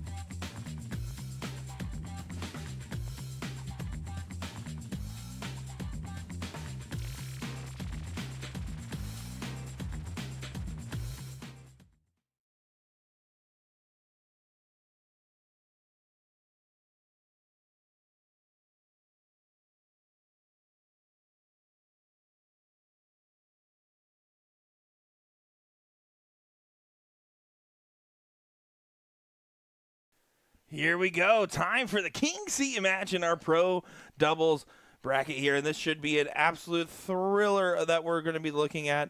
As look at that. Jeremy Booyah Byrne summing up to the line here, playing with Brandon Parker, and then you got Carter and Darren on the other team that we saw play a thrilling match against Garrett Rakowski and Alex Spellman. I'm Nick Teixeira, joined by Will Stewart on the call for here. Boo to the ya.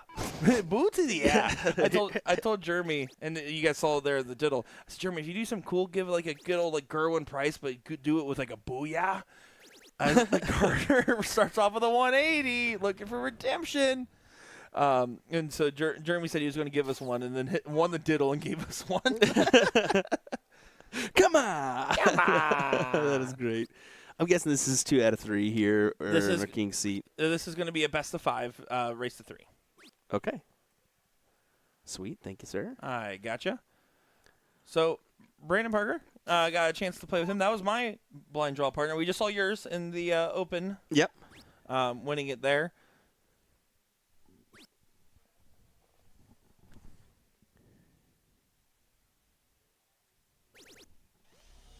Here we go. Auckland finding 100 in there. Jeremy Burns setting at 401. Wants to try to put some pressure, knowing that Carter started off with perfection here.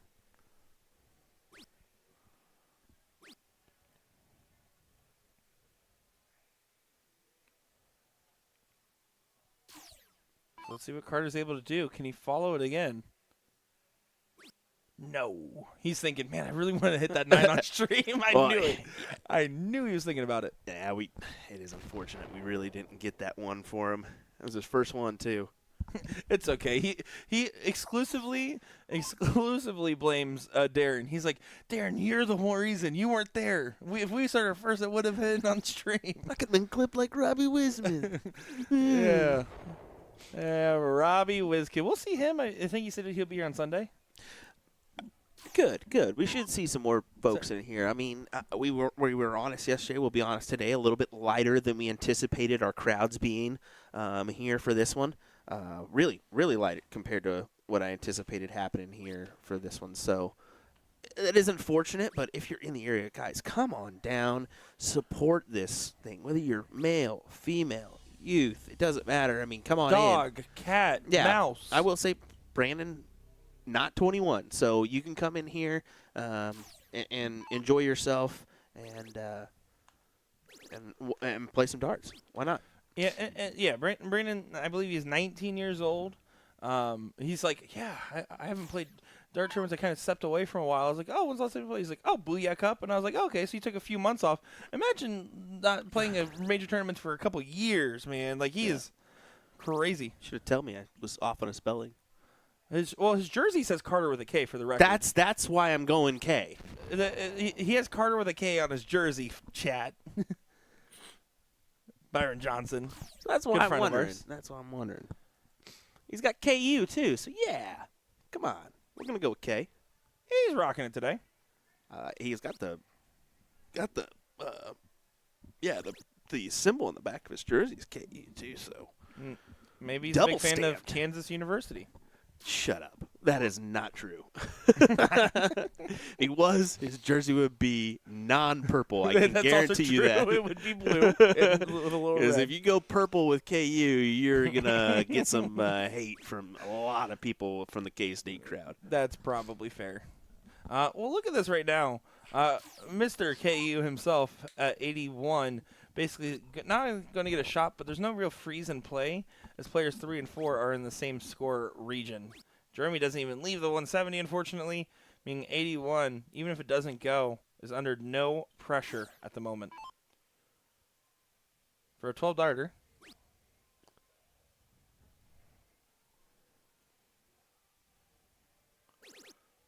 Went for the trip 18 for double 10. I was looking at trip 14 there, but hey, that works. Gets all the way down to 10. Brandon Parker here. Very talented thrower here. Just trying to get settled in on the stream board.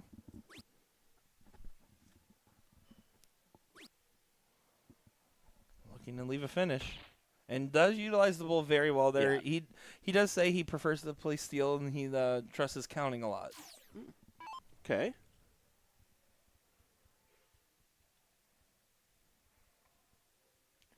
Darren over there having a 30-minute discussion. That's Darren for you. I love Darren. He is seriously one of the nicest guys. Match? What match? What are you talking about? Guys, I thought this was just and it's with Jeremy, his opponent that he's talking to, which is even funnier. Well, we'll step in, probably have a big round here. Watch. Oh, yeah. He's able to just lock right back in.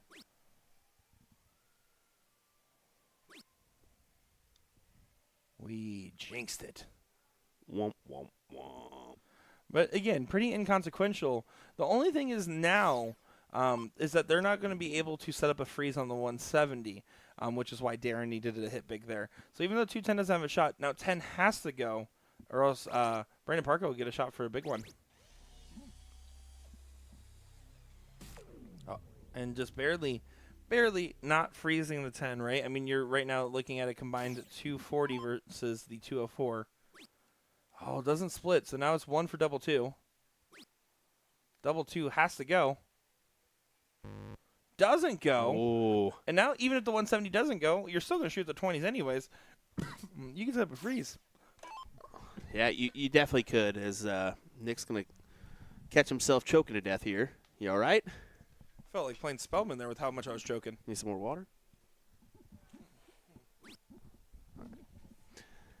Sorry, guys. I just get choked up watching these beautiful darts. Near-death experience. Well, now they're at a combined 140, so the 204 needs to get brought below that margin. Really, 100's not going to be enough, though, because you expect 70 to be pretty brought down here. You're trying to get below 66 is going to be your target line. You're trying to set up the freeze. So trip 20 is your only shot here. Yeah, and he's realizes that he has to stay now. Yep. Can't freeze, and the 4 will be frozen. Yeah, Carter, you can see that going, ooh. And Brandon getting the big yes. And Carter going to, yeah. Oh, and Brandon's going to be super motive no matter what's happening in the match for the record. Whoa. All right, Jeremy. That's one way to do it. He tried to go for 32 left instead of the 40 to leave tops. 12, yeah. And Carter is not going to just be frustrated with like Darren on the freeze because he had 3 clear at 10, right? And that's going to be what he's thinking about more so than anything. 9 for double 8.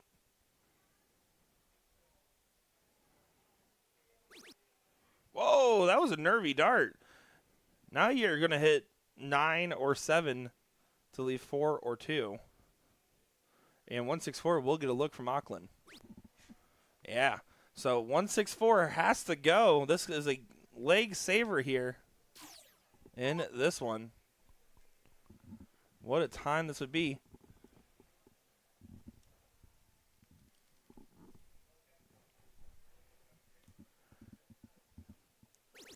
One more of those for a shot at the bull.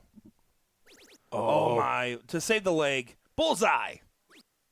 Oh. Just a bit outside. Gosh, you got high on that, brother. Mm-hmm. You got high on that one. That was singing lessons again. Wow. Didn't anticipate that. You weren't ready for this that. Pesky double 3, though. Oh, I hate it so much. But Jeremy Byrne takes it out, giving his team the 1-0 advantage here in this King Seat match of your pro division. And we're on the cricket here, so new game and a little bit of a page reset for everybody here. I think we're going to see one of those dominant legs from both these teams again.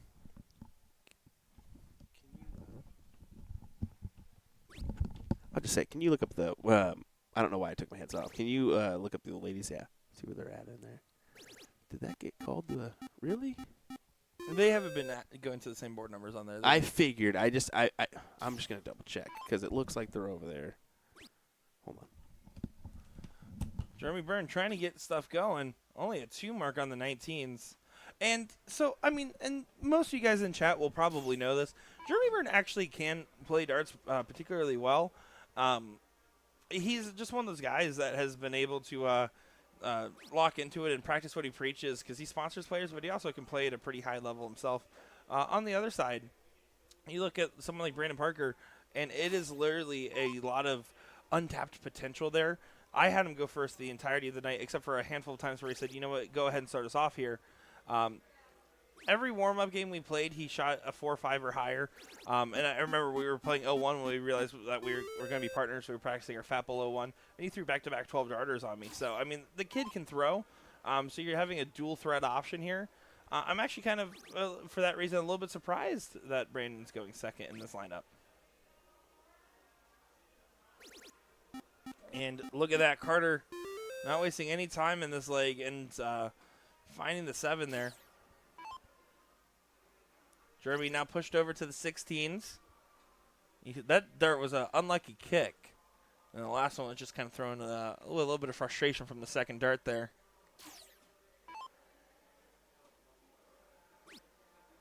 One, two, three on the close. There's 2 and 3.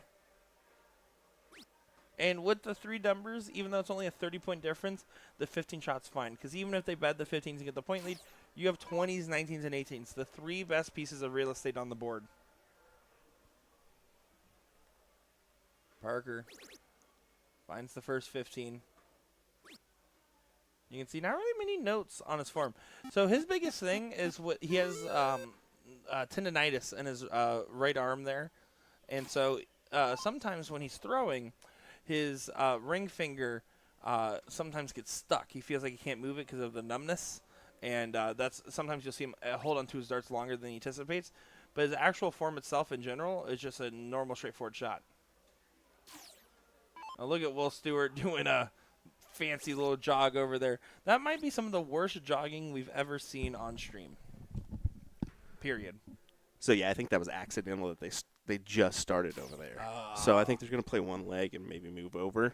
Well, yeah, we'll see. Yeah. Well, that's what Lori's trying to talk to him about. If they want to, they can. If they just want to stay, go ahead. But, yeah. Yeah, because ideally if we can cover the third place and finals would be Oh, phenomenal. yeah, we can cover the rest of the tournaments here, I think. I agree with that, With the too. 2 boards. And we want to try to keep you rolling because of yesterday's – I mean, thankfully, we've had some pretty good stuff going on here. Yep, knock on that wood for me. Yesterday a little bit sporadic, but yeah, knock on that door for me. Yeah, there you go. Yeah, you're welcome. Because I should Look say at this. This is a big moment. This is huge. Oh, and he drops that first. I know this is a little bit of a hot take. Start at the 19. Get the guaranteed single. Take a dart out of hand, right? That you have to throw at some point. Single 19 first. It also builds the confidence before you go for that 2018 shot. Yeah, at least you get rid of one of them there because he didn't get anything.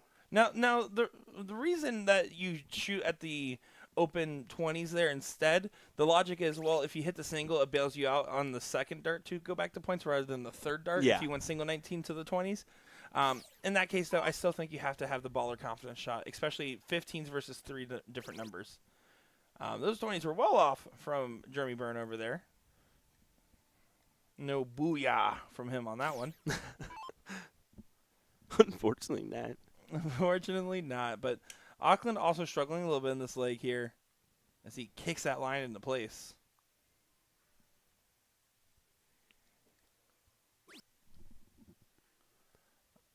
Just stay on the points here. No, don't risk them having a free shot, and there you go. Good find. Parker here. Again, you're staying on. If you hit 2 trip 15s, you can argue a move, but in this situation, you're loading it up and giving Jeremy the opportunity to close again. That's really, when there's 3 numbers down, that's how you have to approach that. Is let's see if we can get us to a situation where we get the point lead on the start. And Brandon Parker, 19 years old, leading with a 5.67 in this match. How about a 9 mark there, up to a 6.5 average from the young buck in this leg? And I can say that. He's younger than me. Yeah, you can say that. You can say that. You're getting old man. I know. I had to pay my taxes finally. Next thing you're walking, bro, you got to get health care, don't you? Yeah, I actually just turned 26, so I just got off my parents' health care. Bro, That is true. that's a big moment in That life is. when you get hit with that one. And I don't have to pay extra for car rentals anymore because I'm over 25. Womp, womp, womp. And see, there you go. Jeremy did get to start with the point lead. And oh, no. You That's got to a hit the bummer. single 19 there. Yep. Because it's not even about the points because the 18s versus 19s very similar. It's about taking away the dart in hand, especially with the fact that the 15s are gone now. Will he get punished? Will he get Just punished? a single. Brandon's saying we might get away with this. Oh, it's still a big fine, but it's only 20. It's less than a 25-point difference, which means you're going to pop a single 19 trip 18 for bull here.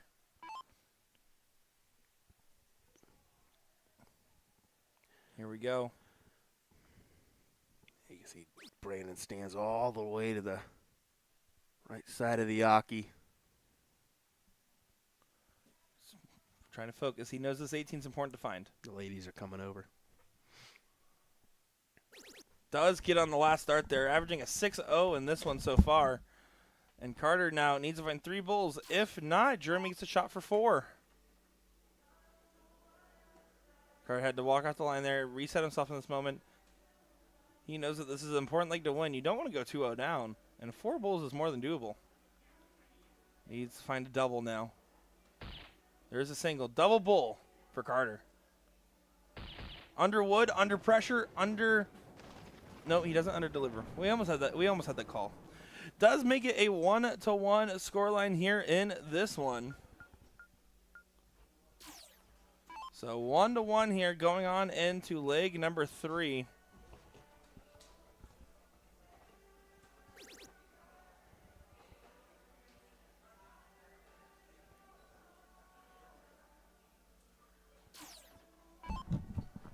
Here we go.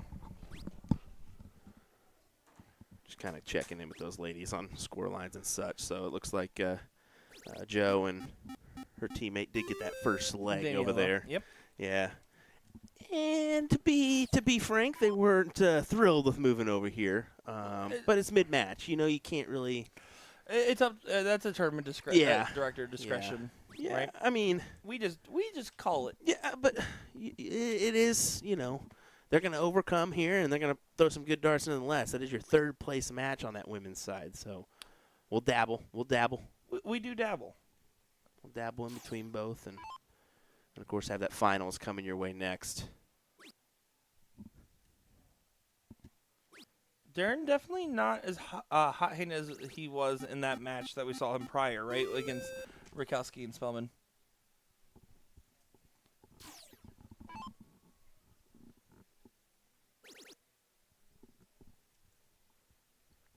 And Jeremy does find 6 there. You can see he's frustrated because really he has kind of a rapid-fire stroke sometimes. He doesn't feel like he's collecting on all 3 darts. He's collecting on 1 dart pretty consistently, sometimes 2.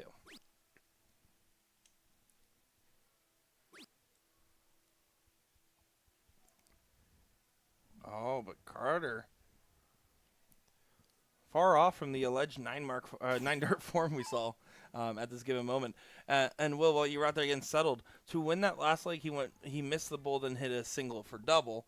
So he did clean it up, but he's right now. I would say Carter and Darren definitely looking a little bit tighter than we saw them before earlier.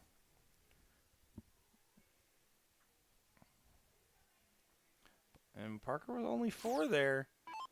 Let's see if Darren's able to close that distance.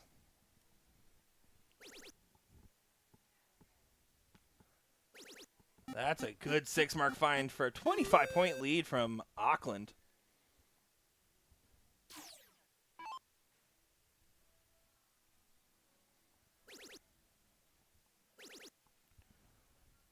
Oh, that was almost a booyah. He was about to give us one. He was about to give us one. He was about to. You saw he even looked towards the side player cam.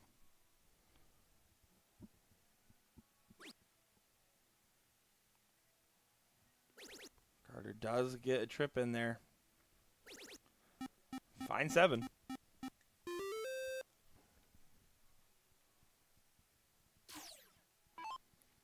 That's a good 7 there, but I don't think it's going to be enough. 1 triple here. Take the look. Take it. I take the look. I will say, and I would have. It's a tough position to do it, but I take it. I would take it because of how his flights were positioned. But Parker does like to have a significant point battle. He likes a point battle, and you learned that last night. I'm fairly certain. Yeah, but that was fine. Because every time I would hit a 2 mark, he would just hit like a 7. I was like, oh, yeah. we're a 9-0 combined. Yeah, exactly, exactly. Susan saying, where's the girls' teams? I want to watch JoJo. They just got to the board and are just getting underway on their cricket stages. We're keeping an eye on it, and we're going to dabble in between these matchups. So That's our plan of attack here on that front, as actually they're significantly more down than I thought they were. I took a second guess. I was like, holy crud. All right, so we'll just dabble in between this one. This is a king seat matchup, so kind of same position. It'll be a first or second place finish for one of these individuals, and then a possible third or second for the other. Last place you're going to finish is third for these guys. Correct. So, and again, it's just about what was at our boards first. And it was very unfortunate that the third place match for some reason was not called on the proper board. Yep. That's really what. Well, that's what I had to go out there, and they had just started their first leg on the opposing board. So they were kind enough to come over here and finish the match here. So, yeah, we had full intentions of streaming the third and final, but unfortunately I think Challenge gave them something different, and they went with that instead. Exactly. We're trying our best here, folks. And remember, if there's a match that you want to see that isn't on a stream, it's because we did that on purpose. Garbage. Don't lie to him like that, man. There needs to get an opportunity to close these 20s. They've gone back and forth on it too much here. And only 30-point difference. This is the turn to do so. I debatably would have started at the 20. He does find the 19s there. Taking a look. Does find the close there. Good shot from Auckland.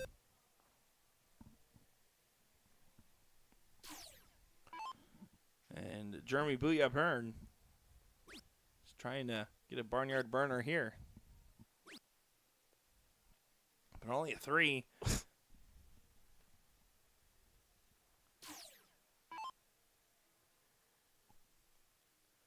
Carter now absolutely heating up. He was looking a little tight there at the start of this cricket leg. He is definitely loosened back up, and he's throwing right around the range you would expect, so that 5-0 range. See, this is kind of a big moment here in this match. So we're just going to keep it here for a second.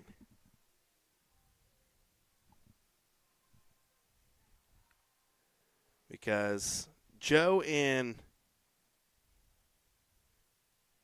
her partner, is it Daniela? Danielle, okay, I keep on confusing that one, are currently 1-0 ahead, and this could be a close here. She opens up the 16s first, Nick. Yeah. There you go. We get our board camera switched on over. No, you didn't go for 2 15s. You got the point lead and the close. Whoa. I agree. You've got to take that closure there, right? Yeah, you hit the first start trip 16, which I do agree with. Go single 15, single 15. You had a 4-point lead, I believe it was, or a 5-point lead. Okay, we are keeping an eye on that king seat too, but yeah, this is coming down to a few clutch darts here on this one. Trip 16. No, stays there. Najedlo wanted to get the points. And now opportunity handed back over. All over the wire. And last one just got away from her just a little bit.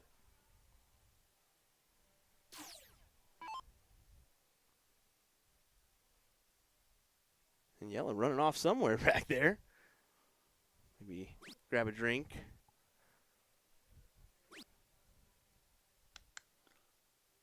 Yeah, close that door. And that's big because this could set up the 1-1 now in this third place matchup. 37-point difference. I would start the bowl. If I hit at least 2 bowls, I'm popping that 15 here. Make it a 3-3.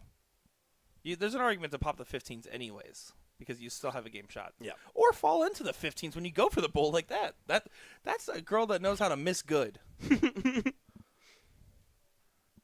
And gets the 2 bowls. That's an ideal shot there. And that puts some pressure on this 3 bowls here from Becky. But she hit this a few times last night on me. A couple hat tricks, which is really nice. Like I said, she's quite the player. So Absolutely. We'll just hopefully settle in here and hit the 3 and then make this a last leg decider.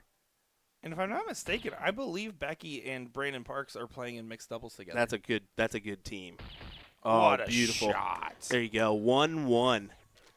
Now they're going to take a minute. They're going to have to diddle and so on and so forth. So we'll head back on over to board number 1. As Brandon Parks has his hands up in the air, I wonder if it's for happiness or not. As Darren makes fun. Ooh. Whoa. That's awesome. Glad we caught that little exchange. Right, and then right. now laughing about it. That is awesome. That is great. Darren just going to try to grab these 16s here. Could you really use it? He's all over it. Stay there.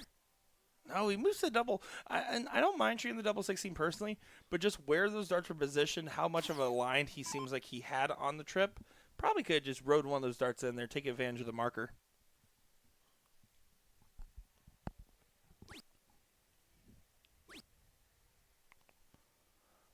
No harm, no foul, though. Carter pops the 16. There's the single. This should be promising for Darren and Carter, and there you go. They take advantage with the win. Yeah, they're up 2-1. Oh, they're up 2-1. They got that's a best of 5. My apologies. Yeah, I forgot. It's okay. That's why we're a team. We'll change that around, but we're going to go back to board number 2 for these ladies since this is the last league decider. Ladies. There we go. And Becky getting the start here. Taking advantage of the start here. With great shot there. Finding a 7 mark.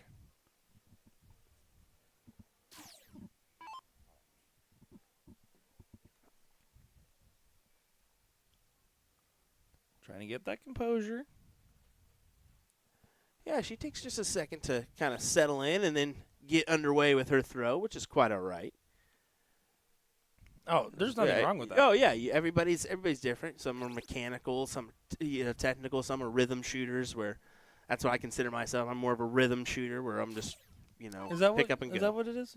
Yeah, that's what it is, bro. That's what it is. You're kind of a technical with your setup. Yeah. You dweeb. It's only in the first start I do that, though. Yeah. The first start's the only one that you kind of set in and make sure you're in line. Yeah, it's all prior to throwing the dart, too. And it's almost like what Danny does, too, because you kind of bring your arm into place, and he does that every dart. Except he does it way better than I do. Oh, yeah, definitely. All right, so 19's you got to collect at least 76 here. There's your at least 76. Single 20. I take it.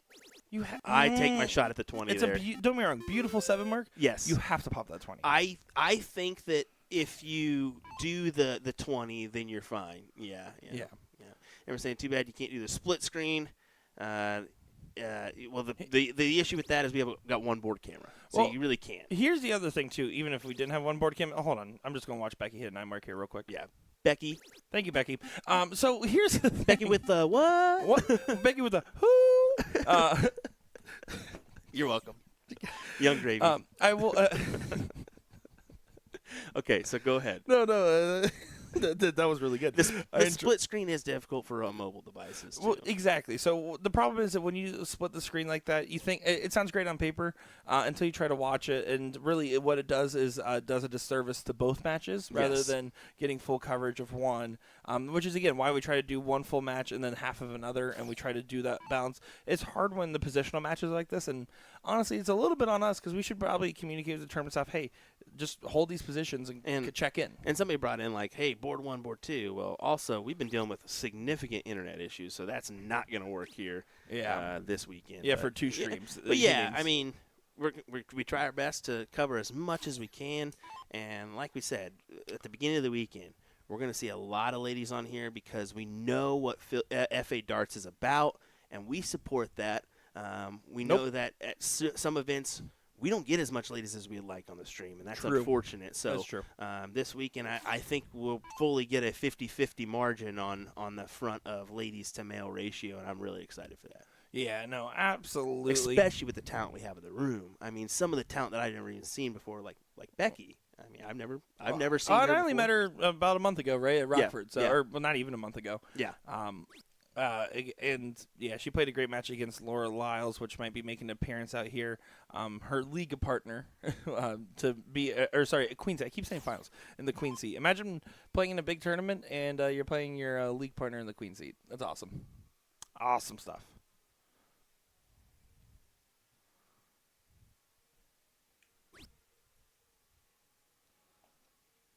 Trying to find that 17.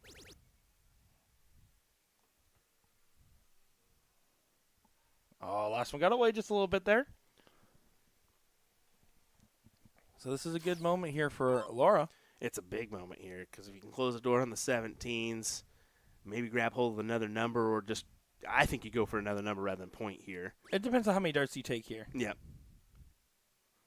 Yeah, I would go ahead and close. I'd bail.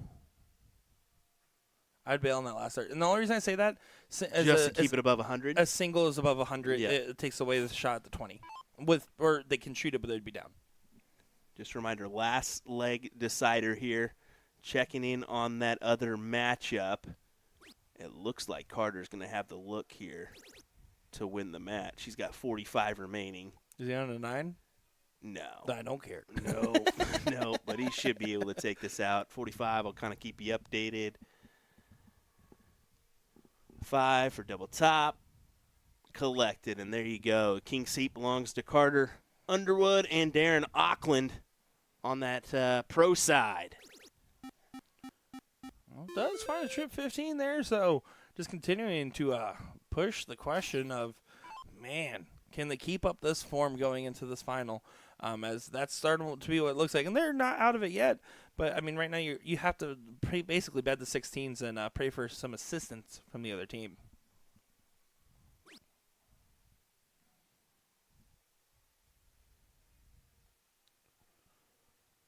And no love lost, but no love found.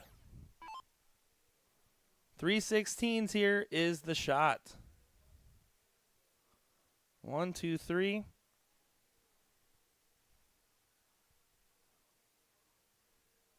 Look! Oh my gosh! I just realized her dart motion. Yeah, Where it's she, very, like, yeah, she kind of brings it in. Flicks the wrist down, flicks it back up, pulls back, and Yeah. then throws. Yeah, That's very It's interesting. difficult, very difficult think to be consistent with I think that. what she's doing, trying to lock her wrist into the actual form she wants, so she like kind of snaps it back. Well, she's also kind of got the Joe Cullen elbow. It's Mhm. kind of a chicken wing-esque style.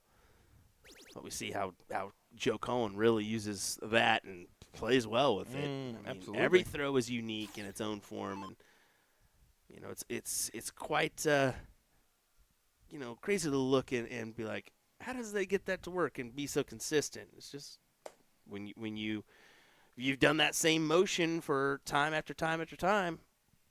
It's a matter of repetition Yep. and muscle memory. Yes. That's all it is Becky there. Oh, and by the way, no real notes on her form. You mean Becky right? with the fur? Becky with the what? I can't stop now. Ricky Jackson says, I love Will. Well, just remember, out of the two of us, I'm the only one that's played in your tournaments. Calm down here, brother. It's only because I don't got any boards near me that will allow Likely that to excuse. happen. We can get you one. We got connections Oh, around okay. here. You Okay. want one? Well, tell him. You want one? Tell him. Give me one. I might know a guy. It's that easy, I hope. Yeah, it's called Jeremy Byrne, by the way. Just take one of his. Joe and Daniela are outside looking in here. Just 2 bowls needed to take the match here and have a finals berth. Just goes ahead and bails out there. And then good fallout on that last start. Got an awfully tough team in that finals with Trisha Romero and Carrie Ann Johnson back there. And Carrie Ann was absolutely carrying in the sense that she was just on fire. She really was. I mean, it was just raw power from her displayed in that king seat or queen seat match, I should say. Sorry. So 2 bowls.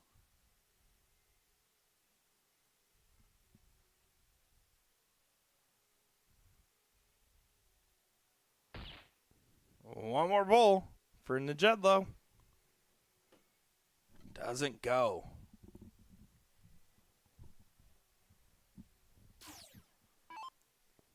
So, a little bit of a saving grace here.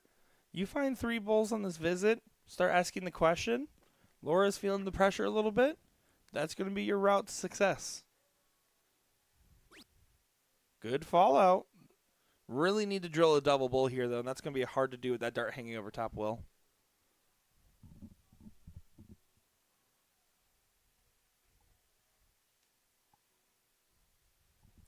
Yeah, and that should give way here. She should be able to put this one to bed.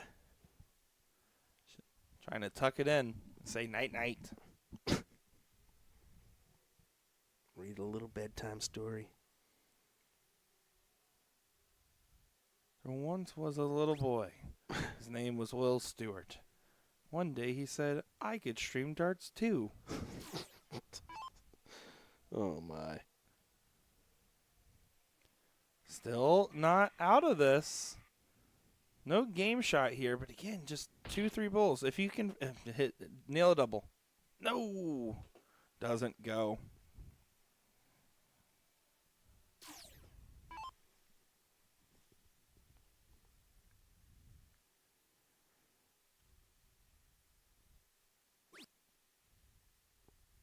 Once again, yeah, just need the one. And there it is. That will win it. For birthday weekend, as they're called on Challenge. Happy birthday to you. To you. Happy birthday To you. Happy birthday. All right, Okay, guys, we're that's gonna- enough we're of done. that. Yep. We agree. No more. No more. All right, we'll be right back with more action, folks. It'll be your finals of the women's doubles event coming your way next. Women's. Trisha Romero, Carrie Ann Johnson taking on birthday weekend next.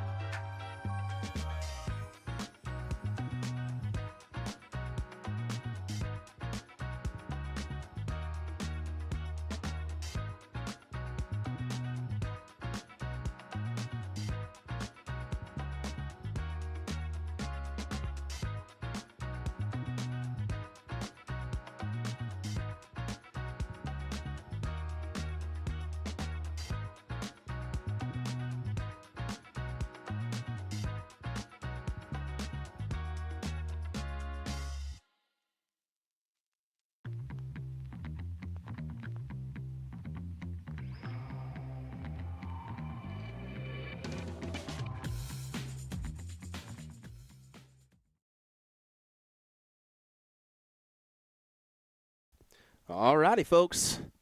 This is, of course, not your women's final. This is your women's final, everybody. Yeah, sure, okay. This is going to be, I believe, the fourth place match on the men's side, if I'm not mistaken. Yeah, fourth place match. You are not mistaken. You are Will. So what will happen is we'll go ahead and play this match up into the point where we see that women's final getting ready to start. We'll jump on over and watch that one. So just to kind of keep you guys entertained and the action coming to you, we'll start right here. Like I said, work our way over to the women's match ASAP. Exactly. And great question here from Bianca saying, so I see it's zoned in the player's box she's referring to.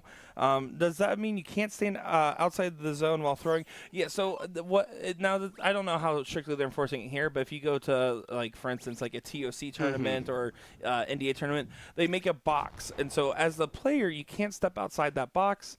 But also until you cross back outside of the board, no one else can step into that box. So it prevents people standing at the line when you're retrieving your darts is really the main intention of it. That being said, at this tournament, I think it's just more so there just to remind people. I don't think it's really something that they're strongly enforcing. Like, technically, Garrett's not supposed to step into that box until the board's fully clear. That's how a normal player's box would work for soft. And it's really just a soft tip thing. Is where one of the only places you really see that. That's more soft tip because I know on the steel tip side, once that person clears that line, you can step in, but they need to walk outside of your. Yeah. So. But to be fair, I think that they just put it there mostly for aesthetics and clarity. I don't think that's really I don't even think there's a player's box rule in the rule book here. As Mr. Mean Sean Green tunes into the chat. Look at that. Now that let me tell you, Sean Green, now that's a guy. That's one way to describe him.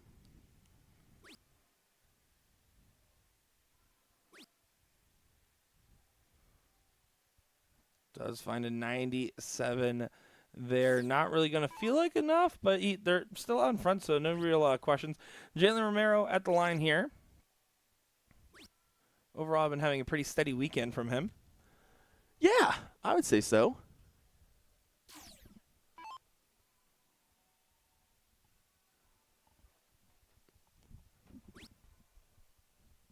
Garrett going to be able to get enough in here, especially because Jalen had a lax turn there to get his team out in front between him and Spellman. Alex Spellman, Garrett Rakowski on the pro doubles loser side. Shocking. Yeah. Shocking. Very much so. I figured they would, be in that king seat matchup. But, making their trek on the loser side. Big 180 from Scott. Can I ask a question? Yep. I'm going to anyways. With the 180, you know how it goes, meow, meow, meow. Is it supposed to be like race cars driving by? Like, what's the noise supposed to be? I don't know. That's a great question there, right? bud. I feel like that's a reasonable question. Very, very reasonable. Like, that one's gears turning with the dartboard spider. I get that noise. Can we be fair and upfront and honest? Always. You're the one that works for Arachnid. Ask him. I'm a contractor for Arachnid. I'm a contractor for USA Darts. I'm a contractor for PPD. Someone hire me. Please, I need health insurance. For real, I just turned 26. Ryan Mooney, him in the chat as well. We got Ryan and Sean in chat. We're spoiled with an audience. Actually, Ryan, he's looking for health insurance. If you can hook him up, please reach out today. Danny Baggers has been trying to sell me something too, actually. Oh, yeah. Here we go. Scott. You got to see him a fair amount on Thursday, making a couple stream board appearances. Actually took on Alex Spellman in the singles front. I believe so. Yes, I believe so. In the finals. Yeah, pretty good matchup there. Trip 19 over to the double 12. And doesn't go. And see, if Alex Spellman can't hit a 141, then I can't hit a 141. Nobody can hit a 141. Difference is you were about 27 holes off. And mine was fat pole, so I went pole first. On the double 20. Yeah, but that trip 17 is like pretty cool. The whole room got silent, and then he biffed it. Biffed it. Yeah, it did biff it. I'm not going to lie.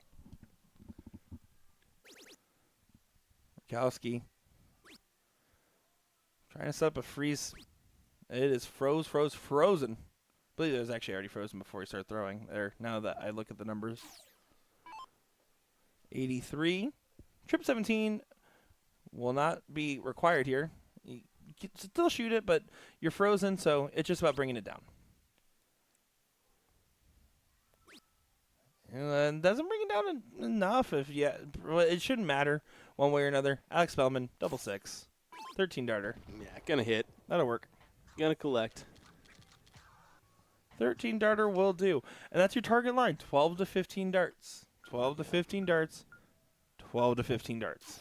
Well, we warned you what we were going to do here. That's what we're going to continue with what we said. We're going to feature that women's final here. So we're going to pop on over to board number 2. We'll keep you updated on that matchup with Alex Spellman, Garrett Rakowski, Jalen Romero, and so on and so forth. So, Sean Green saying, this is going to sound stupid, but Alex must be struggling with his throw a bit. When he is feeling good, he will pause in and set position. You notice he isn't pausing right now, which means he's fighting the throw a bit. I would say that's probably the case. But also, admittedly, the reason that they're in the loser side of the bracket was because Carter Underwood and Darren Auckland just They really performed out of their minds.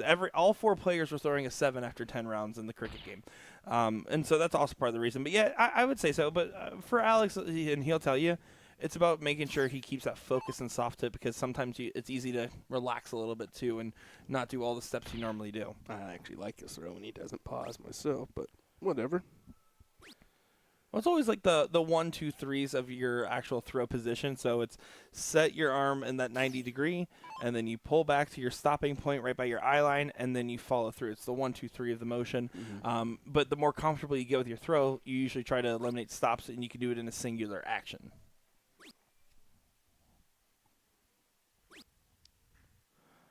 A little bit of a false fist pump there is a little bit of a struggle bus in the first leg here. Trisha and Carrie-Ann do have the seat here against birthday weekend. We're not going to sing it again. I'm sorry, guys. I believe we got hate mail because of how bad my singing was. We've had a few singing episodes today that aren't very well, but I thought it was kind of funny when we were saying the windows to the wall, or whatever. They started all cheering. They started actually really singing along back there. I wish I would have kind of upped the overcam and we could have taken a look at the view from the karaoke in the hall. I think we're going to have a little lapse in coverage to be fair. It looks like 3 p.m. is the next event, and we're on track for just a little break, it looks like. So yeah, and we're going to be covering the mixed events there. I don't believe, or we might. We'll figure it out. I mean, we'll see where the open trips is. I know Nick may be putting on a wig to help out the cause tonight. What? It's open trips, any mix or combo. Oh, I didn't even really. I guess I didn't. There's no wigs necessary. Oops, I didn't realize. It is just a 120 or 160 cap that you have to fit your team in. So now, definitely, tomorrow is mixed. There we trips. go. There we go. Or no, sorry, just women's or just men's. There's so no mix. That's once again that goes to show you my lack of soft tip.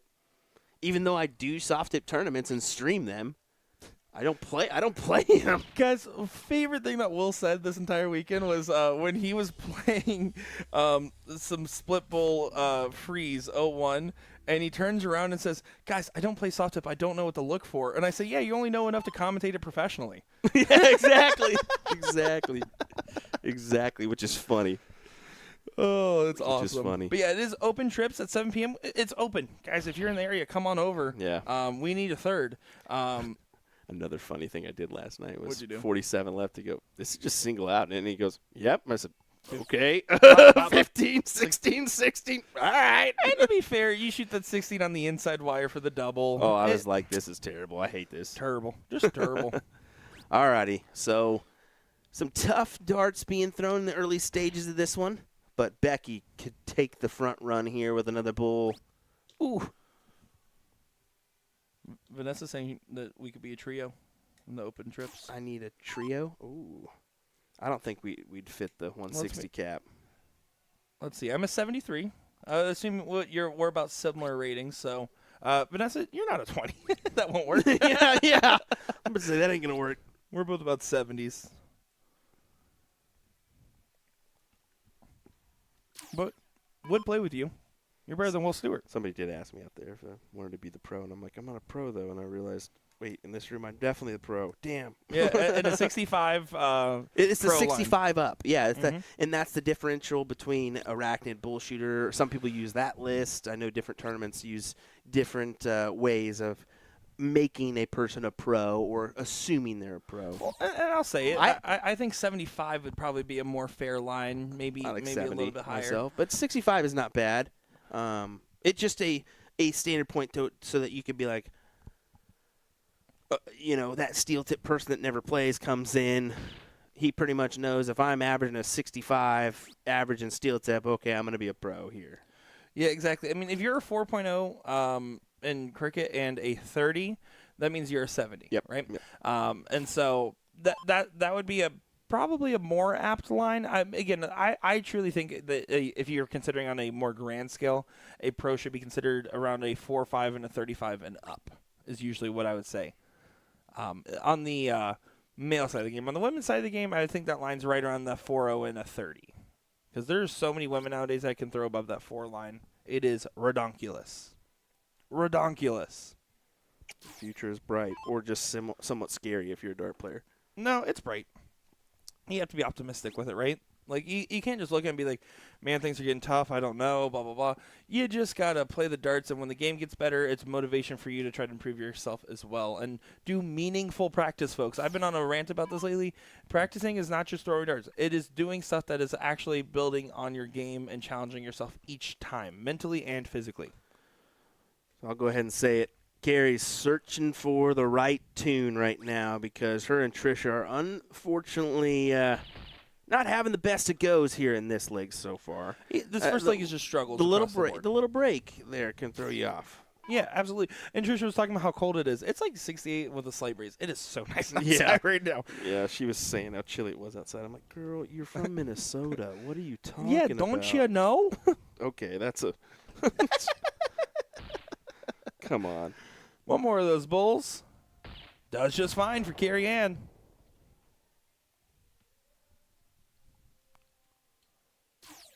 So 199, doing just fine. You rhymed? I'm a poet. You were supposed to continue the rhyme I there. don't remember the rest. Okay. That's all right. Great bull. Another? I felt visible disappointment from Will Stewart. Yeah, I was visibly I ain't doing disappointed no time on this rhyme. there. Man, it's a crime. There you go. You're welcome. And play that chime. No. This is miserable for us guys. Yes. I'm sorry. We are sorry. Oh, man. Yeah, well, look, another round here for Trisha where it's just not, and you can see it back there, just minute margins of not being able to capitalize on a few bulls there.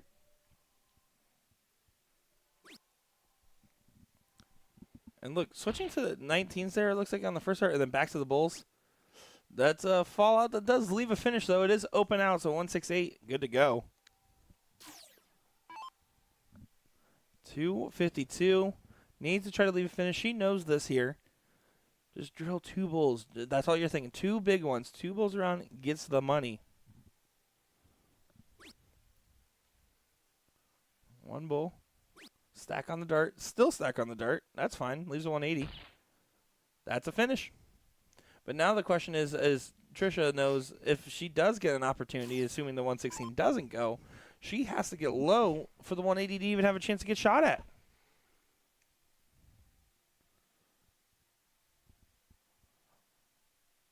If you guys are curious about the men's match, the back-to-back 9 darters were just thrown. Get out of here. No, it's a pretty interesting one. Game 3 right now. Alex Spellman and Garrett Rakowski going to be up after this leg, or after this 9 mark from Spellman. So that should give way for the leg for them.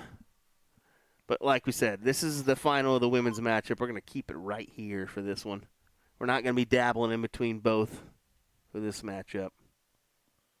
Yeah, we got Just the finals. Just here. out of respect, that is a 4th place match. So, yeah, I mean, plenty of time to continue on with the men's and have a couple good matchups after this one. Alex who? 238 combined means that this is a guaranteed freeze on the 180s, assuming you hit at least 10 points. I guess 15 points. Yeah, and that does it. Spellman, Rakowski, Best, Scott, and Jalen for the win there. So, which means they'll be setting up for the third place match. And with the pacing, we're going to cover this final in full, and then probably I don't know. I doubt they're going to hold the third place, but they might. If not, we'll go right into the finals after, which they won't start until this one's done. Yeah. That is up to the tournament director's discretion, of course. Knowing who's playing in the third place matchup, they'll kind of halt and wait for a leg and figure it out. They're pretty good about that one. So absolutely try to give you as much entertainment as we possibly can on this glorious Friday here in Sturtevant, Wisconsin. Big shout out to the FA Darts, a.k.a. Filthy Assassin Darts, for having us out for this event. Sturtevant. Of course, Jeremy Byrne, Booyah Darts as well, here on site for your supply needs. Bullseye here for Becky. Here's your shout out. No, over to the double 16. That's fine. And hugs the wire on those last two darts. Beautifully thrown. Again, no immediate pressure. Trisha not on and out. Needs to find a hat trick here.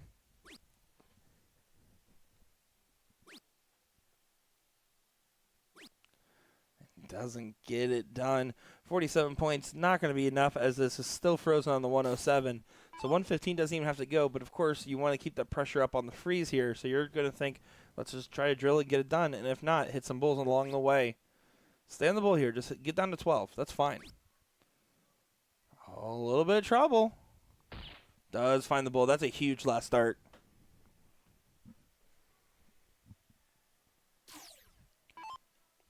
Yeah, puts birthday weekend in position for the leg here. That 1-0 advantage. Bull for trip 19. Can't go.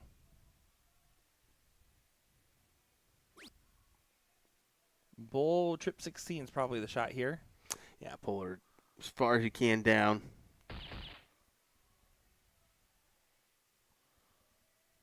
Taking a moment, saying, "Hey, am I frozen?" Which is good. Here's the other biggest piece of advice I would give to somebody. If you're not sure, if you're not comfortable in this format, if you're a Will Stewart of the darting world, what you do, respectfully, what you do is you just turn around. And I'll go ahead and end that conversation now. You guys, when you really think about it, soft tip, steel tip, who gives a no, I'm just kidding. I'm just kidding. Go ahead, Nick, with your previous. Wrong one. Double 8 there does go for Becky.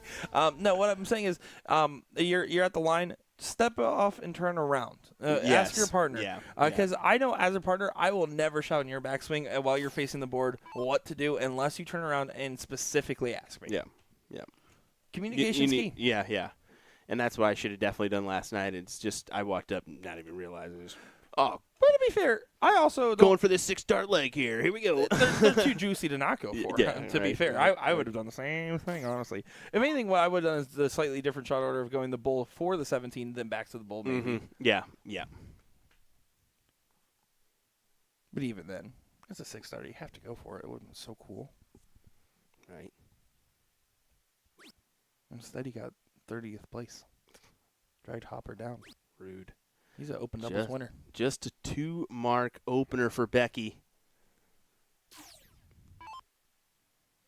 Carey try to take advantage early here.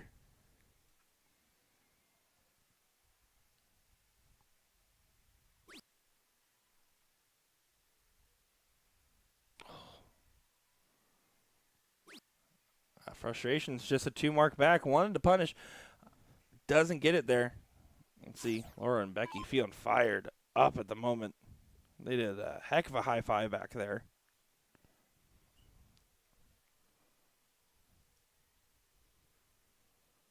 Just need to get these 15s closed here.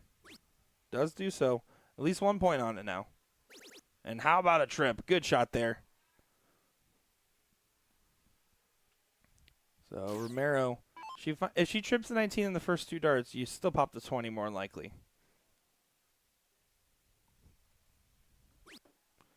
Let's just go ahead and pop on the last start here. Yeah, just closes that score line. Keeps them away from scoring more points. And Becky's going to be pretty happy about being able to just kind of run around the bottom of the board, though. I don't think she's going to have many gripes with the situation. Jeremy's saying all these girls look defeated. You kind of get this pressure mindset here from these individuals, knowing they're playing for a title here. I mean, I'll say it. Trisha and Carrie Ann put in a great performance in the Queen Seat matchup, but lacking here so far in this one. But they have that advantage of having the one set their way. So only need to win one set here to take the match, where the opposing team of Birthday Weekend needs to grab this set and then another one in order to win. Exactly right. And right now, I mean, Birthday Weekend's just going to try their best to get this done 2 straight.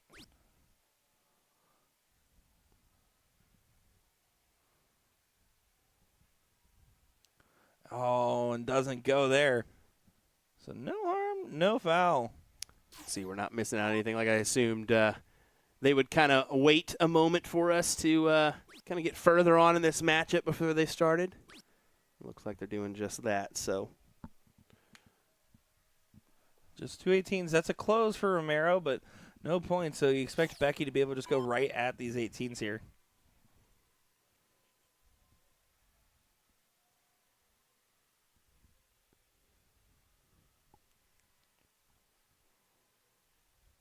Trying to get this close. One big single, drill it down. Does get it done. Beautiful shot there. And again, you might say, oh, well, it's just a 2 mark. It's a 2 mark that was needed. It's a 2 mark that pushes this to now become a 7 mark shot. Or excuse me, a 9 mark shot. 7 mark if you're staying on the 17s. Oh, hugging the wire, the trip 2. Can you get another one in the green bit, please? How about yes? Wow, great 6 mark. Starting to pick up that pace now.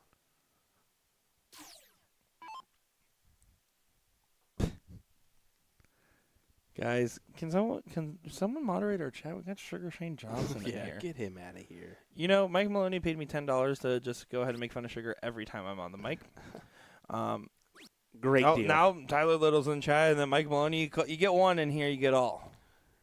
Jeez, what is this world coming to? If there's one thing I respect is that you're not supposed to talk about Sugar Shane Johnson when you're in a women's match. Romero all over the neighbors. Isn't able to kick it through the uprights here.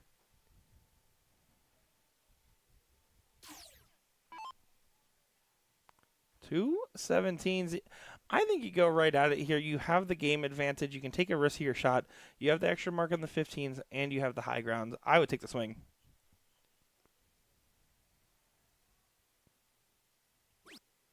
Big 17 in the last.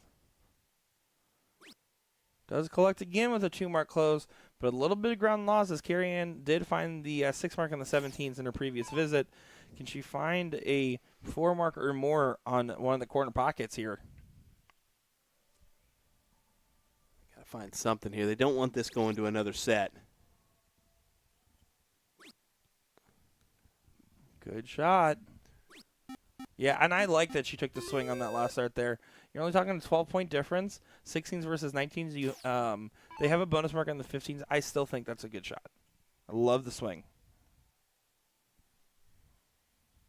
It's like the men are just getting underway over there. So yeah, I think they're anticipating this to go the distance. That's what I assume as well. And it's looking like it. I mean, this could go 2-0, and then we're back to 0-0, and both teams have a loss. So if anybody's got a Red Bull handy, I need it now. Stat for Nick Teixeira. I need it through IV. I need like an IV. You need something, brother. You've yawned 17 times in the past 2 minutes. Guys, it's because I drank half an energy drink and then a Celsius powder. This morning? Yeah. Oh, jeez. I'm hitting my midday crash. Nick. Life of a commentator, folks. Energy drinks, energy drinks, energy drinks. That's really it. And sometimes energy drinks. And sometimes that old slot machine back there. That's all you. I've never once done that since we've been at this place. I save my gambling for myself on the dartboard. And Tyler, I appreciate the compliment, man. I like to think I can do it every now and again. As long as Hannah doesn't know how much I actually blow through on the old casino, we're good. As you keep talking about it publicly, where she can check at any point. Guys, we're in this together. Don't say anything. Yeah, keep a secret, chat. Keep a secret. All right, for the win here in this leg. Went for the comfort shot on the 19s, but then goes right up to the bulls and pops too. Yeah, pretty much guaranteed now to go to the second set. I believe we are. We've got to be. It's got to be true. I don't know what that was supposed to be. I don't know either, bud.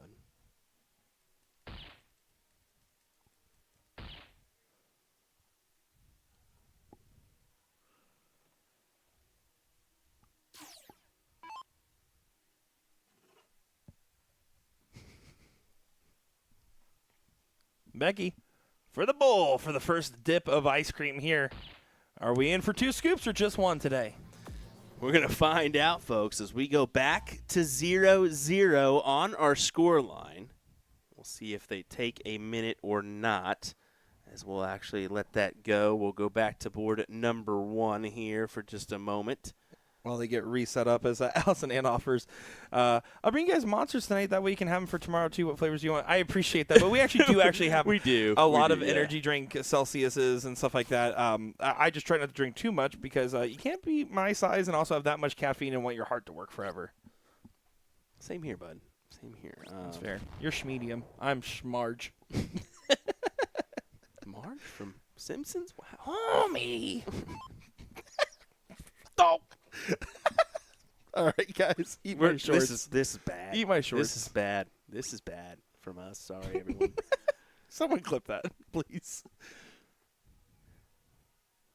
So definitely going to get a look here for Spellman, relying on Garrett a little bit, but. That is true, Matt Dreff. Oh, 166. No good there on the setup shot from Jeremy.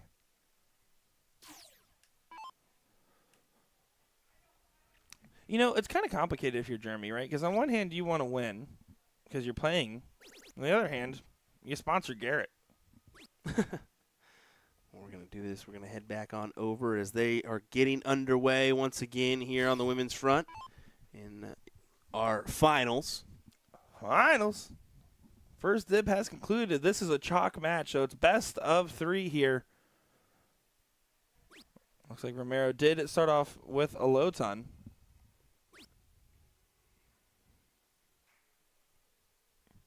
And Becky's been pretty solid throughout this matchup here so far.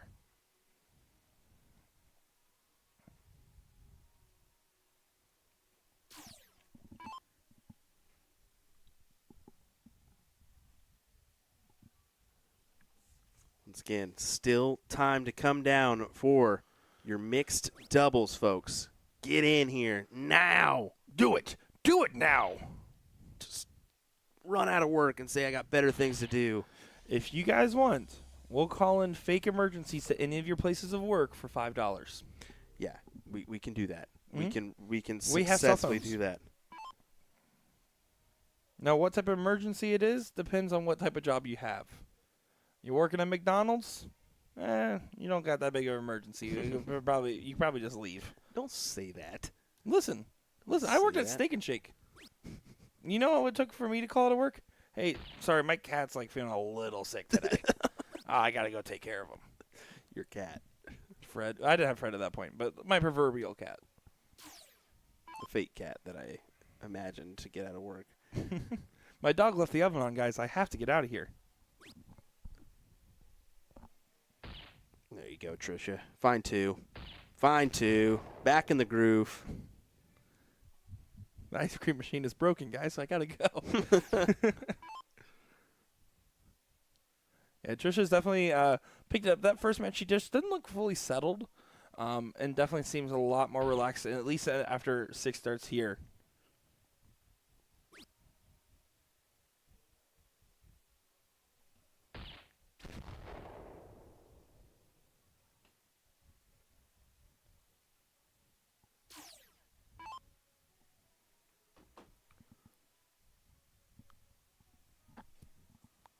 Carrie would like to follow in Trisha's footsteps here with 2 bulls of her own.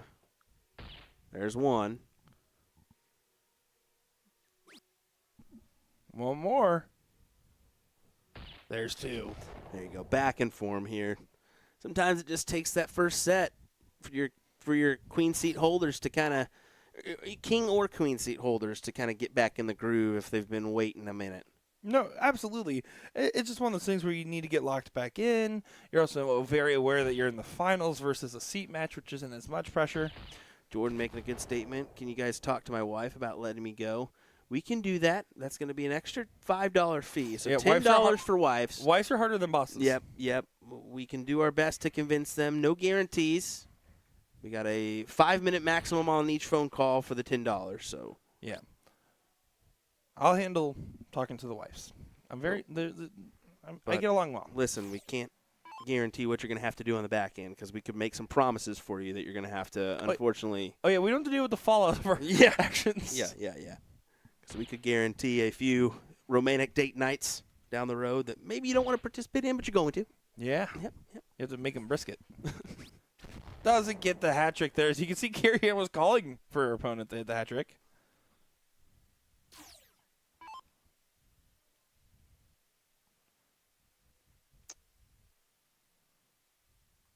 A question, how are the players ranked per levels, AA, BB, or Pro? It's 65 average or higher for the Pro.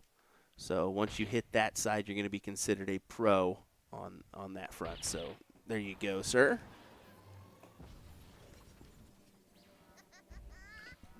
It's just a set standard for everybody.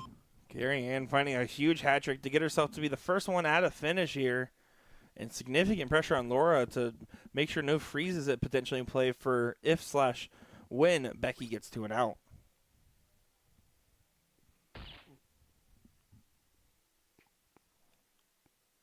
So we'll see. Romero now going to try to leave herself a finish. But also just make sure she gets it low, gets low, gets low. As Carrie Ann is going to be taking a look at 1-2-4. Jonathan, we're looking forward to seeing you next weekend as well. Yeah, Partners Promoting Darts Tournament of Champions, folks. Over $2.3 million in payouts. So looking forward to having the full gang. It's going to be Sean Green, Ryan Mooneyham, Nick DeShera, and I. And then Jen Mounts will be in the mix as well. So, poopy on that one. Hat trick there for Becky. Keeps it alive. And you can see Carrie just absolutely cheering for great sportsmanship from the ladies. Sportswomanship. And you see that on the front. There's some competitive nature, of course, but they're generally the ladies have a better support system with each other, I think. I would agree. You see that with finals. Chances are there's going to be a few ladies back on the table still watching this one. Double 12. Here we go. For a big checkout here.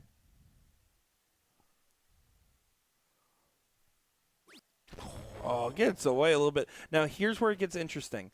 If you hit a huge, huge, huge shot and force an error, potentially Becky could get the shot, right? You needed a hat trick and then hope Romero has a weak rounds. But if you hit anything less than 150, 52 is going to get frozen. There's the first bull. No, not going to go. Yeah, so now even if the 158 doesn't go, more than likely / now guaranteed, the freeze is in play.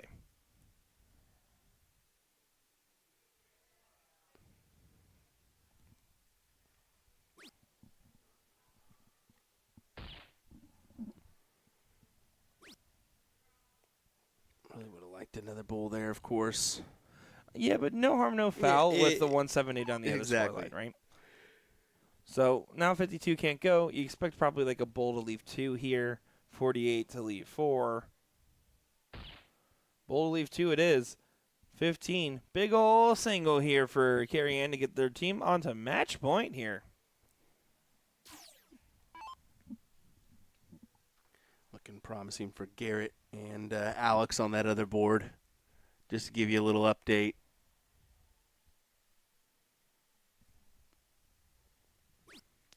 Not quite yet. Single 5.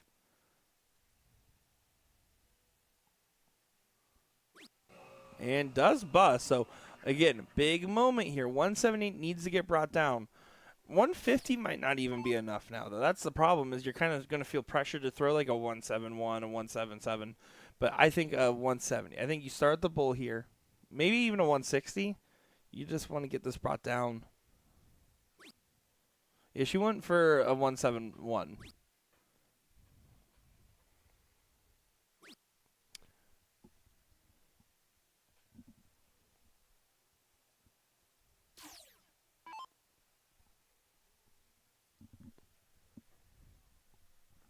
No, nothing's good. Yeah.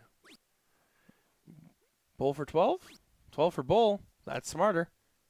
Pops it. Trisha Romero, Carrie Ann do get to match point, up 1-0 in this one. As Ricky probably goes, never mind, false alarm. We're just going to take a gander here at this one. I believe that's a 2-0 scoreline in advantage to Garrett and Alex Spellman here in this third-place match on the pro side. As I'll kind of set up that game screen like I did the other one here. Let me see if we can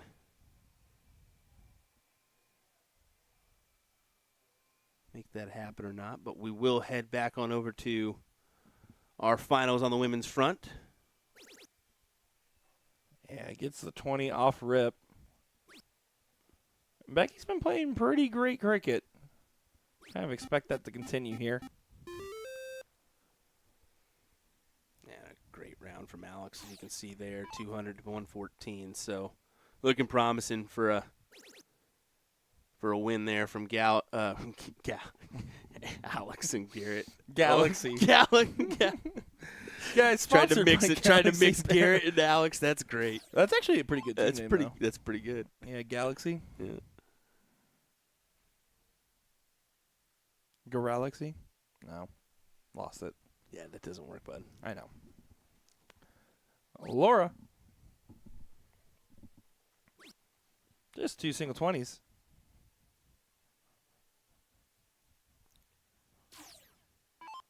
So Carrie Ann going to try to get a stab here. 4 19s is the shot needed before taking a shot at the 20s if you want the point lead. She knows this is a big moment right now.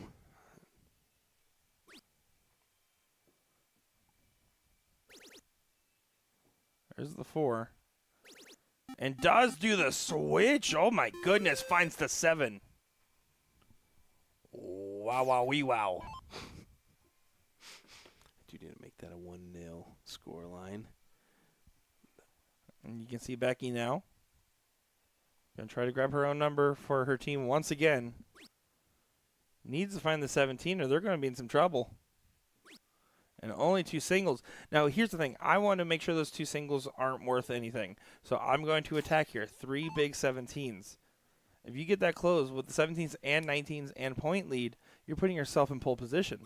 And see, she's going to 18s here. You can take advantage of the fact that they have 2 marks on the 17. The closing 18 is still good. Yes, but you can really steal that away from them. Yeah, exactly. Because now a first start trip gets them the point lead. Yeah. And they get a swing. They don't get that same swing if you do it the other way around. I agree with you there. And although you maybe like the 18s a little bit more. Yeah, and you can see there, does find it, gets the point lead back. I think the first time the 19, I can't tell if that was a slip or not. Alex and Garrett do get the leg. That will be your third place match. So Garrett and Alex will go to the finals. That will be our next matchup as they take on the team of Carter Underwood and Darren Auckland. And we'll make sure that they don't start until this one ends.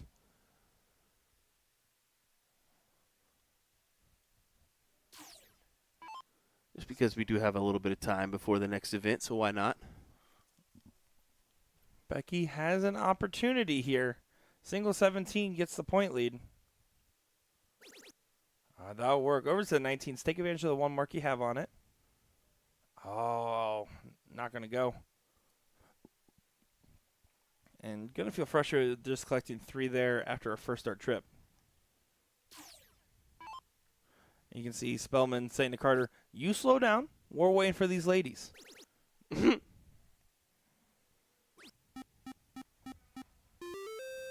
Good shot there from Romero.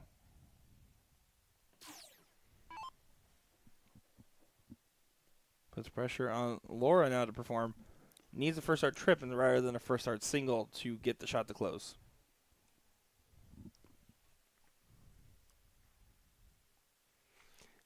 I'm guessing that's exactly what Spellman was saying to him too, because I know him. He's pretty aware of how we do things now on the stream, and he's like, "Nope, we'll just wait. We'll just wait a minute." He said, "You take your slow it time, down. brother. You take your time." You young buck." I think they're probably about the same age, actually.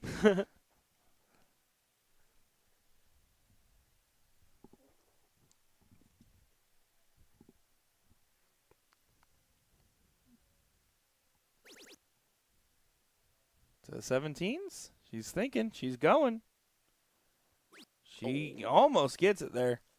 Right now, Trisha and Gary Ann looking pretty strong. It's a complete flip-flop. Yeah, it really is, and that's what I'm saying. That first set, they just needed to kind of get one under their belt, and then off to the races they go. And what a way to turn things around. It's that secretariat mindset. Let them charge ahead. You'll get them on the back end. Yeah, and win the Triple Crown. Congrats to you for knowing that one. Do you know why I know that? Because of the movie. BoJack Horseman. Okay, well, that's not what I anticipated you saying.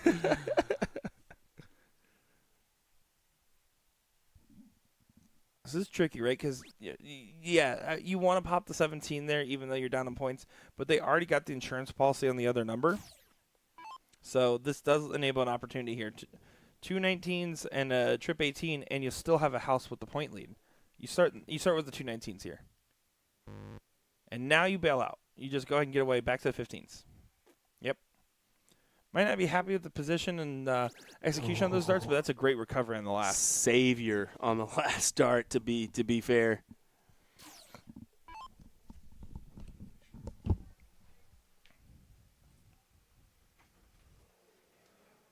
Carrie Ann trying to get herself into the right shot. Wants to get this done here. They don't want to go the distance. They don't want to go for speed. But no point lead regained. Here's the thing, though, and this is where it gets a little bit of a slippery slope. Becky and Laura are probably saying, man, we've had so many first darts, and we're just not getting those first darts right in that 19 where we want it. It starts to eat at you a little bit, especially when some of those darts, if they convert from instead of triples to singles, you feel even better. Look at that, trip 18 over to the 19s here. Does get the trip 19. Oh. Almost gets the trip 60. That's a beautiful shot from the Jedlow. That's a big table turner right there. So, yeah, as we anticipated,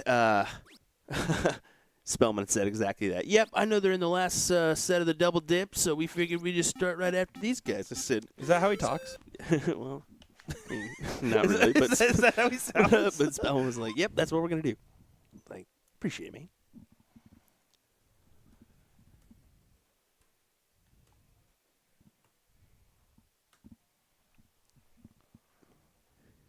Oh, this is a frustrating moment, though. Trip 10, single 2. Does find it. I can't believe she found it in that spot.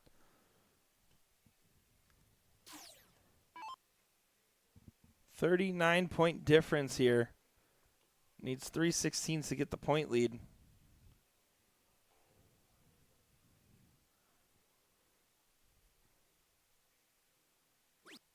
Single 16.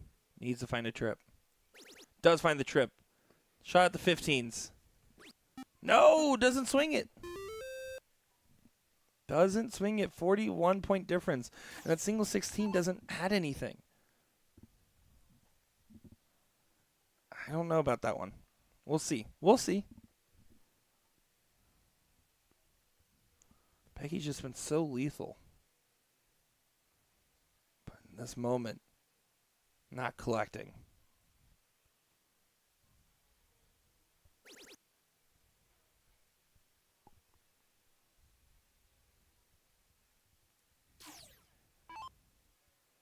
Big moments. Big moments here. That's a great dart over to the 15s. Take the shot. They're They're really back and forth here. I mean, don't be wrong. You're on match point. You don't have to take the risk majority of the time. But they also have to have the confidence knowing that they're good enough to hit a trip 15, right? Same thing here. The other team just has to have the confidence that they can get back into it. Although right now, Laura's just having a little bit of trouble, especially with that first dart just going where she wants it to go. And this time does not get her bailout last dart trip. 60-point difference here. Now you have to just go 3 big 15s here.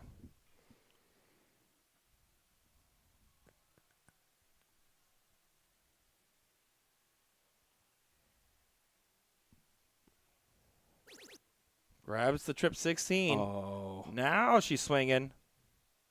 Yeah, you see her step on over. Trying to collect here.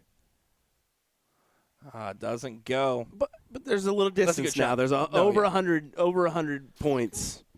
Yeah, it's a 90-point separation, so you need a 5 mark now.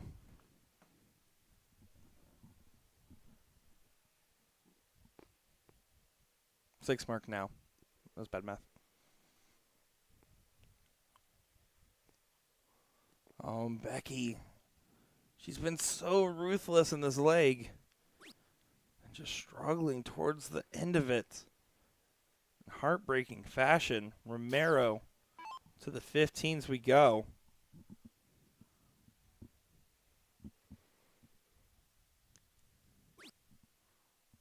She's going to stay. Doesn't quite get it. Last moment of opportunity here. 9 mark does not get you the close with the point lead, but it would still be a hell of a shot. It would be a great shot, but like I said, it's one or the other here.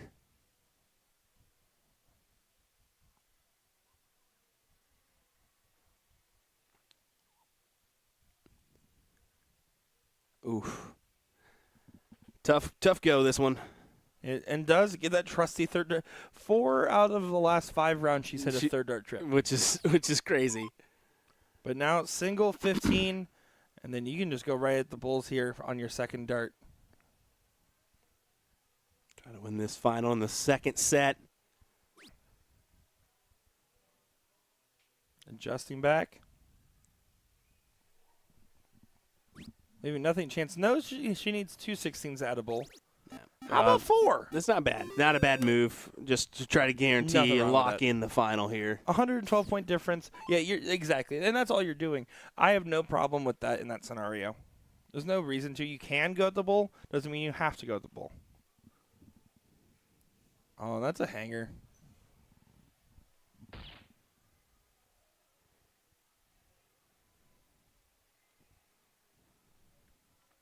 So here we go. For Trisha Romero and Carrie Ann. Can they spoil the birthday party?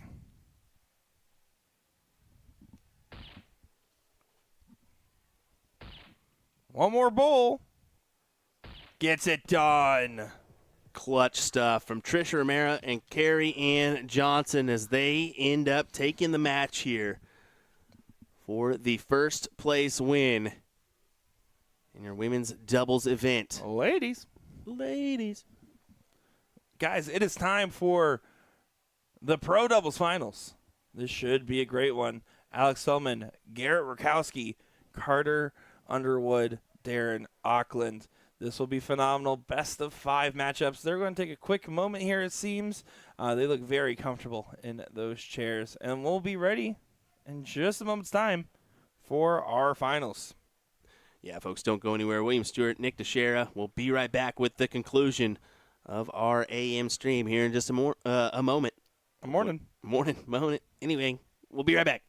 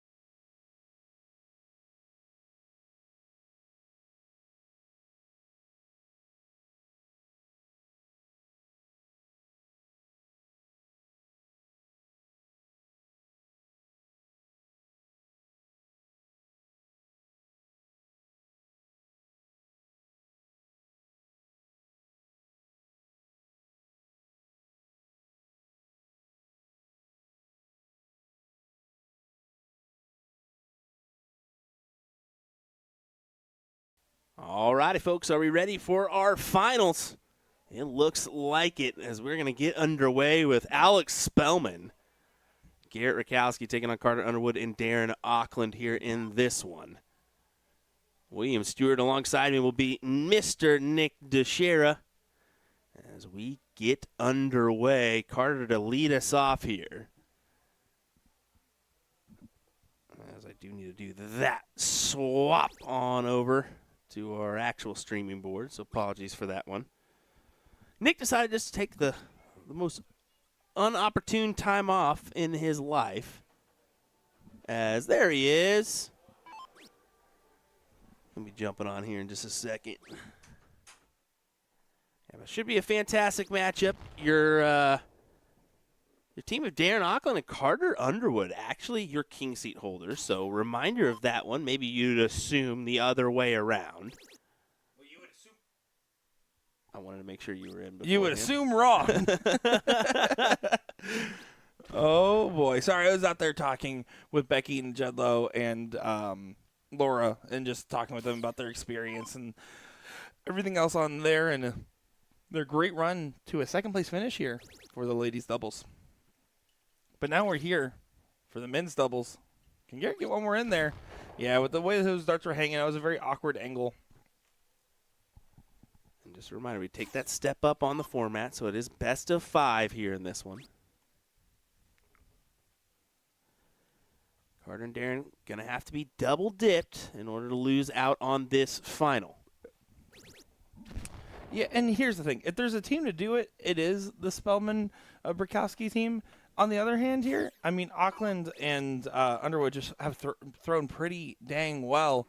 If they get back to that semifinal performance, they're going to be looking really good here.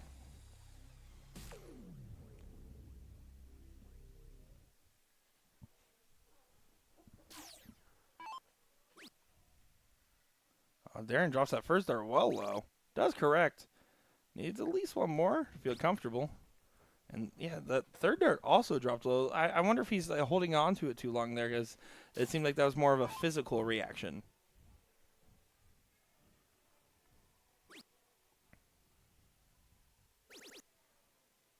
So Garrett does find a 140 there. And he's firing away. Firing away. Firing away. Guys, we're professionals. Friday fun here in Sturdivant, Wisconsin. Sturdivant. Let's give a big shout out to all you folks choosing to join us today. Maybe a little entertainment with a side of work for you. Oh, Spum's going to leave a finish here. Oh, fantastic finish is what he's going to leave. How about a finish of 81? Sounds good. Spellman loads it up with a maximum. He is going to be filled with highlights on our highlight reel. It's going to be all him. All him. Yeah, no. He's going to fill it up. That he is. Just, I mean, yesterday alone in that Pro-Am doubles event, he had 5.6 180s that we saw on stream, as well as like 4 9 marks. Just impressive stuff. Yeah, no, thoroughly impressed with the best, right? You expect him to be at that standard, and you can see right now him and Garrett pairing up really well together in leg number 1 here. I do believe, if I'm not mistaken here, it is alternating start in the pro bracket, if I'm not mistaken.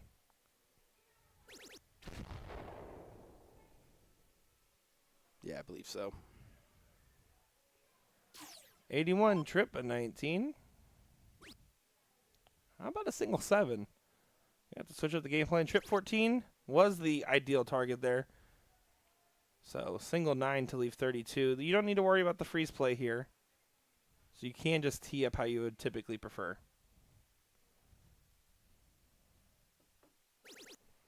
He does decide to try to get even lower by going for the trip 13.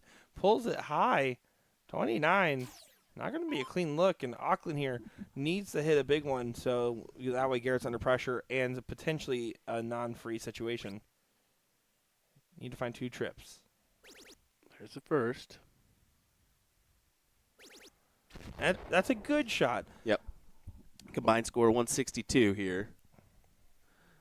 So not going to be enough, as it will be frozen.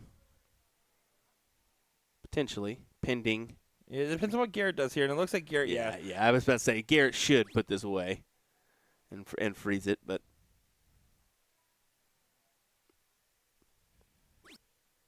that's fine. That does yep, enough. Exactly. That does enough. And that's kind of that should be enough is my mindset. Garrett should be able to at least get him down to a freeze.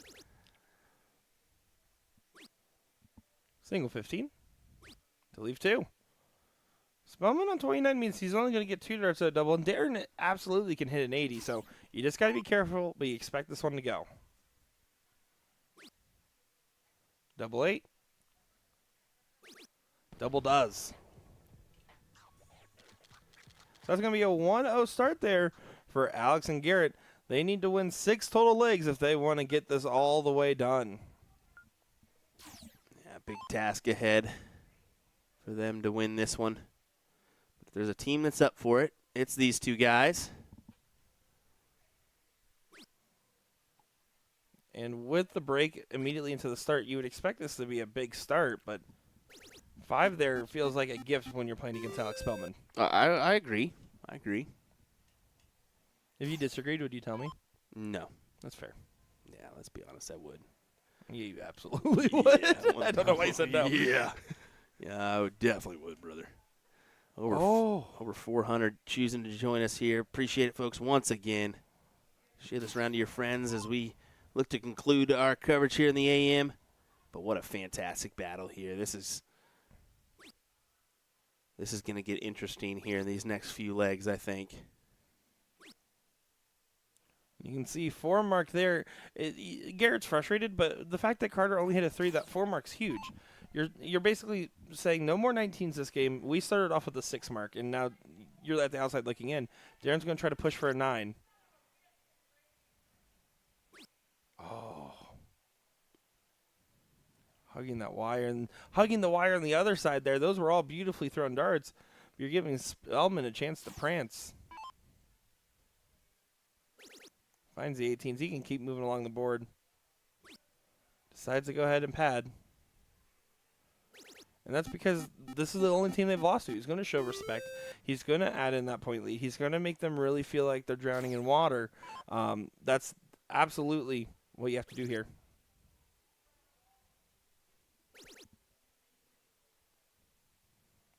Under pressure, makes diamonds. Carter finds a 9. Big 9, but still down on points. And Garrett having an advantage on the 20s. There you go. Collects over to the 17. Collects there. And I figured that was going to go as well. Yeah, but even then, I mean, it's great 7. When your job is to support Alex Spellman and you're throwing a 5, you're doing your job, let alone a 5-5. That's 0.5 better. That's all you really need to do is support your teammate, too. Just add that little complimentary job. And that's what makes Darren and Carter such good teammates. I feel like they have a really good balancing act of supporting each other, and they have very similar views on the strategy and shot selection.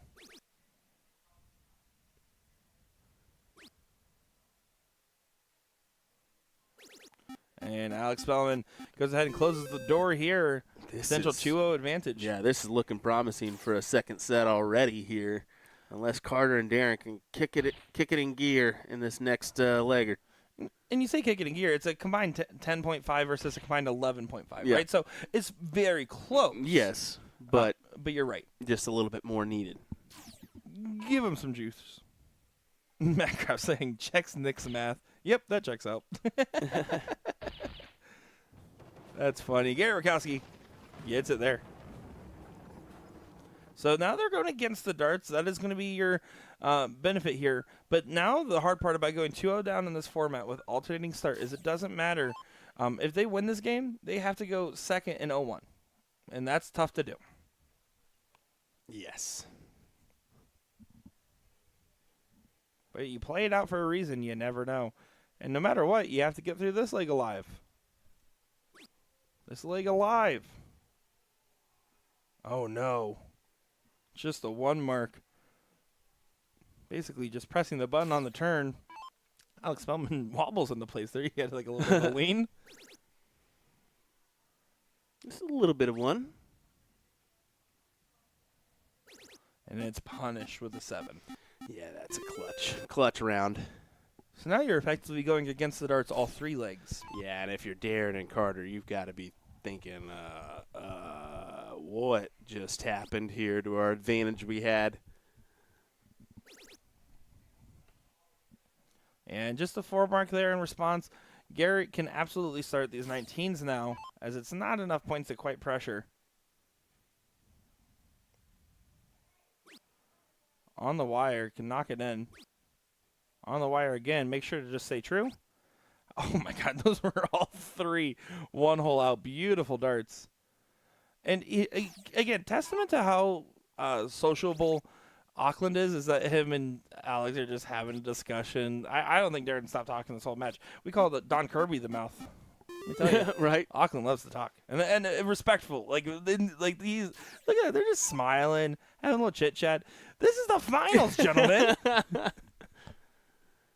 He's trying to get Spellman off his game here. I'm just kidding. It's true.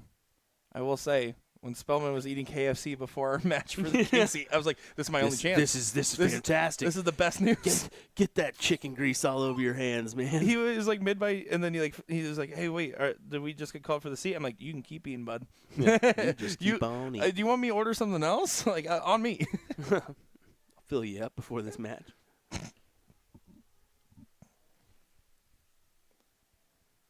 Tough position, right? You want to try to grab a trip 17 and pop the 20 at least.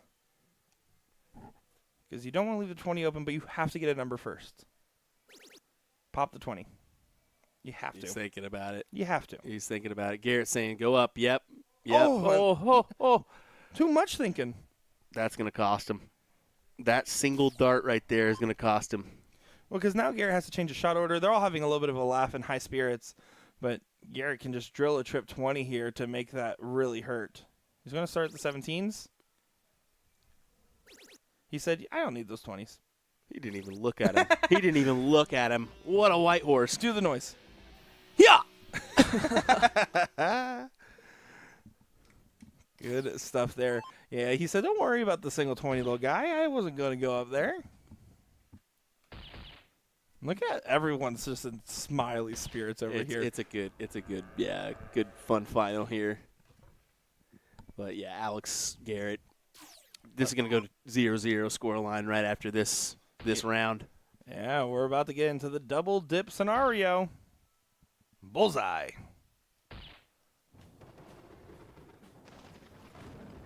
There we go. You can see they're all smiles. They're all in positive spirits. But there's a little bit behind the smirk in Carter. Yeah. You could tell he really wants this. You could tell he really wants this, and now he's kind of got a little uh-oh feeling. Uh-oh. That was a little bit too easy for these guys. This guy gets it. He wore the brown pants. As we'll diddle up. That should work on the diddle. It's a good spot to be in. Now, if you're Darren, you're going to be moving over to the right side of that dart, throwing into it, right? If you more likely you just nail the double bull. If you hit the barrel, it can kick into the double bull. And you can see threw right on the barrel, slid into the double. God, I'm good at my job. Decent. You're semi-decent. Chat, clip that.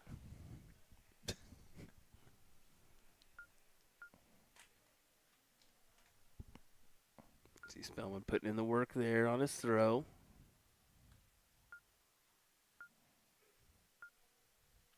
Getting the board set up and ready to go here. It's all about starting this 0-1 game properly, right?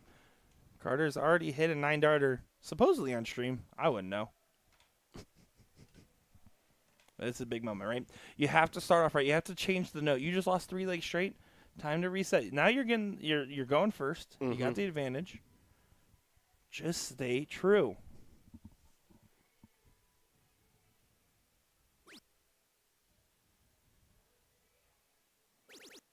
Oh, went for the cover shot, but it's a cover not. Difficult opener. As Spellman's the guy that's going to make you pay early. Gonna make you pay early. One more for good measure. Yeah, excellent darts there as we find a max from the Jackal. And now going to be under pressure after Carter's previous throw not finding a meaningful triple. Under immediate pressure here from Spellman, and it's exactly what that kind of guy will do to you. Just his presence kind of adds a little intimidation factor. It's certainly the case. I mean, name value carries weight. I will say not as much on Garrett's side because Carter and Darren are so used to playing Garrett. I think, it's just another match for them on that side of things. Yeah, great. They're both experienced players. Don't get me wrong, but you're kind of used to that side for Garrett. Been around the block. Oh, and I don't think any of these guys are shaking in their boots because of the name value, but it is something even subconsciously you're thinking just a little bit. It might make you press just a little bit harder because also who doesn't want to win against a big name? Exactly. I mean, come on. Exactly. I probably won't shut up about taking a leg off him forever. Spellman, can you find another one? He cannot. You blew it. But here's the thing. As they're all having a joke about it, they're laughing about it because of the 9-dart from earlier. What's important is that the 3-0 started because they broke throw in 0-1 in the previous set. Right now, assuming Garrett doesn't freeze, that's what's in store. And the freeze isn't in play yet. As long as Garrett finds 100 here, it should be fine. Matt, I am so not looking forward to seeing you next week. I hope something happens that makes you sit on the floor again. Not in the van, How though. rude. How rude. Not in the van, though. How I think rude. you got a concussion in there.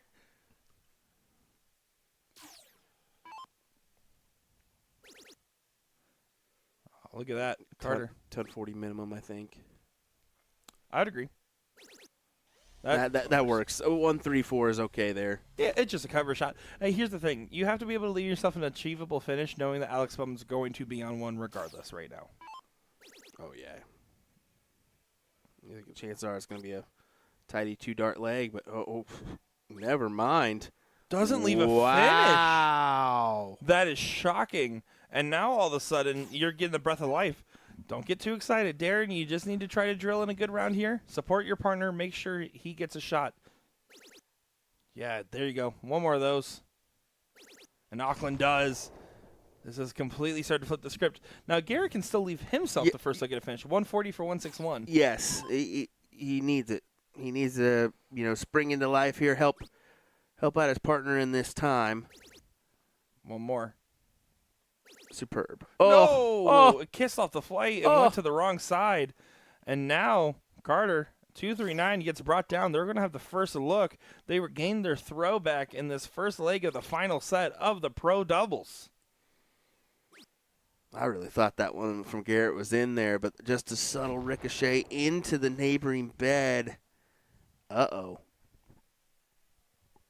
Tricky situation here for both teams. Spellman's going to do his best to get this down to at least 32. Yeah, he doesn't like the position of where he has to throw, but he's going to try to throw in and underneath. 32. Wow. 32. Wow, beautiful darts there. 139 is not as clean of a setup as Carter would have wanted to leave. Trip 20, trip 13 for double top. That's what I'm kind of saying. It's kind of... It's skewing. Now up to, Darren and Garrett's scoreline here. Beautiful find from Darren to bring it on down. It's still a moment. I mean, potential freeze scenario if Garrett doesn't hit a big shot here. Garrett needs to hit a 140 to guarantee there's no freeze. 140 guarantees there's no freeze. 140 guarantees there's no freeze. And how about that? Took the shot at a 174.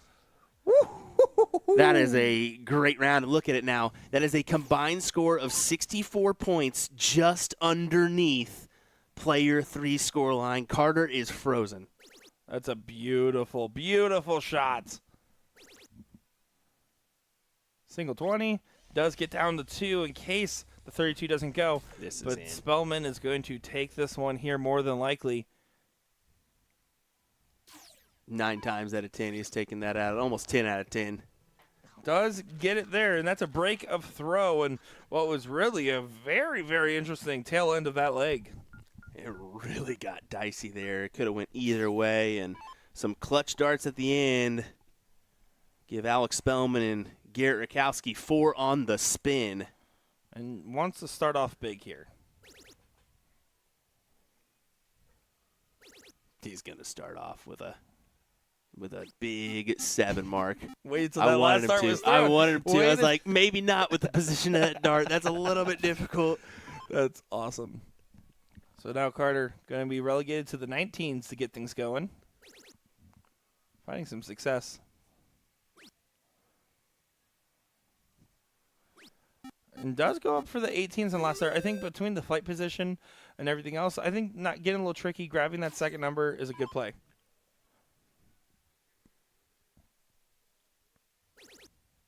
'19s are gone. Over to 17s. Just grabs 2. I think he prefers a transition there. Technically, if we're going for most efficient shot, you'd go trip 19 to trip 18 to make sure that 1 mark from Carter on the 18s doesn't matter. But in that case, it was a comfort transition. Auckland, though, will get the start at the 18s. Trip 18 does get the point lead. The other thing, though, is that you can't even throw, even if he went trip, it's hard to go for the trip 20 there knowing that the X is on the 17s. And this gives way to Spellman. Whatever he fancies, he could attack the 18s early. But probably points first, then close the door. Back up. I love that shot.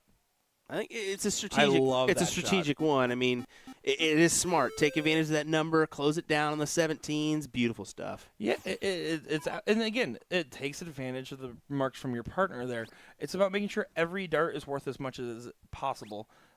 When you start wasting darts to inefficiency, then it doesn't matter what your average is. Yeah. You have to shoot well above it then. Ego Chip on YouTube saying this guy should be at go to qualifying school. He did go last year, if I'm not mistaken. That is correct. Maybe returning. I am not sure. But he has expressed in the past his desire to possibly stay here and fight it out and try to make some money that side of thing, doing the Modus Super Series and hopefully get to the Alley Pally, win the Continental Cup. We'll see. But, yeah, definitely quite the player. Yeah, he's been in a lot of acclaimed competitions. One of the ones I've wanting him to be in just because, playing all the big stages, CSC Challenger Series. Yeah. Look at this. Finds a 3 in the bed there for Auckland, but is it too little too late for this leg? Many would say yes. Spellman would have to agree. Single 15. He might take the shot at the bull. He might load up on points. He Yeah. likes both. He'll take a shot at it for the win. Yeah, He and did go back up. He in the does last like to end. play a little conservative on this. And again, their only loss is to Carter and Darren. Mhm. There's a lot of respect here. He knows. Now, if he had a double bull, he's going to stay.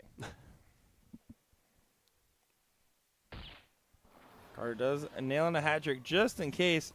Garrett only needs 2 bulls. You would imagine that he does just go right at this. But he was also thinking, man, I don't want to leave a game shot. 1 bull there. And there we go. 2-0 advantage. Currently 5 straight legs for the team coming from the losers bracket here.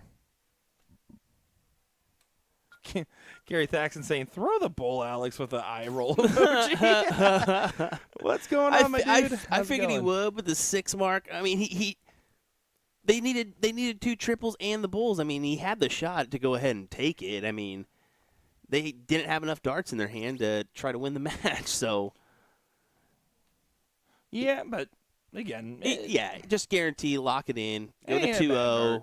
force this potential last leg. listen, if I was Alex Spellman, I'll throw whatever I want. I'm Alex Spellman. I just go hit the button. Hey, you guys, I'll give you one. I'll give you one. Here you go. Well, he does start off with a 6. And again, what we're seeing out of Carter now that we didn't see in the King Seat match is that there's a lot more 3-mark and 4-mark rounds out of him. In that King Seat match, there was almost every round was 6, 7 marks. Agreed. Gary, are you going to be at the Buckeye Open here in December? I'm actually going up as a player for once, as you came up to me in Florida and said, I didn't even know you played darts. Sometimes, just not well. I'll be out there, and I want to play you first round. I'm not scared. I'm going to take a swing at my first attempt since pre-2020 for CDC Q School event. Take a swing at it. There you go. It'd be cool. There you go. I wouldn't waste my time myself because I'll probably be called on to do some production here and there. Who? Oh, come on, Carter.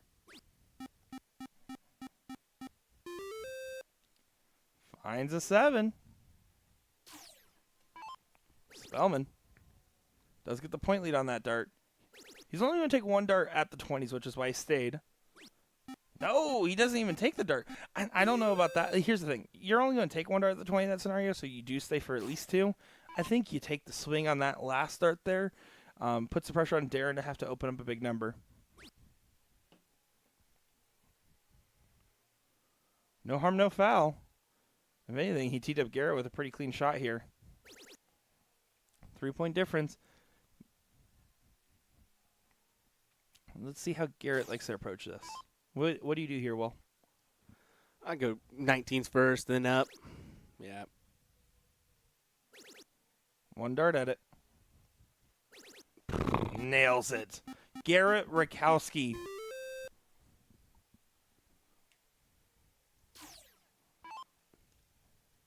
And now Carter going to be pushed over.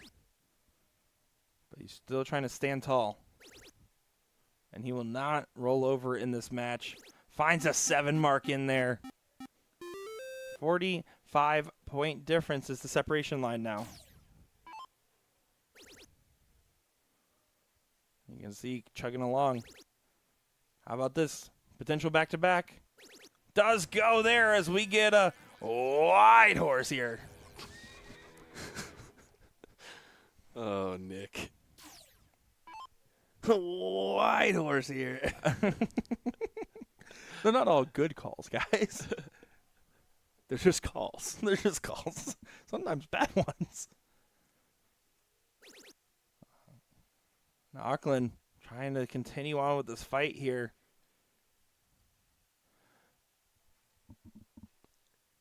And just 3 there. He's down to a 4-0. And you look at the 5.67 for Carter, which is a very respectable average. But when you're going up against an 8 and a 5.67, it's just danger zone, man. Single pull. Doesn't go quite yet, but pretty much set for 6 straight legs in this final here. They came back with a vengeance. In absolute respect to Carter and Darren. Of course, they're still laughing and smiling. Of course, they wanted to get the win against this team in this event for this final. But at the same time, they gave it hell. They really did, and it is unfortunate the score lines ended up the way they did here with Alex and Garrett just rattling off 6 in a row to win this, but they're just having fun with it. I wonder does Alex close his eye? Like, put his hand over his eyes? He's way too professional. Nah. Uh-oh. He's scrunchy to the face. There you go. Look at that. Lots of love, lots of respect. Hats off to these guys. The fans are clapping, as you heard. Giving them a little go here. No, great stuff. Congratulations to Alex Spellman, Garrett Rakowski, your champions of the Pro Men's Doubles event here at the Filthy Assassin Darts Throwdown finale. Get filthy with it. Well, here's what we're going to go ahead and do. We're going to go ahead and refresh the stream, so we'll go ahead and shut down for a moment. We'll let them get underway with the mixed events, and then we'll come back for more coverage. Hey, Big, we made it the whole way, Nick. Dude, high five. Our internet. Dude, Word. We're crushing it. Yeah, Shout yeah, out yeah. to the real ones. Spectrum Business Consulting Line. The person that had to come out here. The other person we had to call. Shout out to all. And shout out to us for figuring it out. That's what's up. Awesome All stuff, right. man. We will be back in just a little bit's time. You guys are awesome. Give us a couple of cheese emojis in the chat, please. Yeah, and we're going to go ahead and end. We got some good highlights from today's action. We'll go ahead and do that one. We'll grab some photos with these guys, and then we'll end the feed here. Look for a notification when we go live again, folks. I'm guessing about About an hour and maybe 45 minutes, hour. Yeah. So we'll check on that one. So we'll be right back, folks. booyah.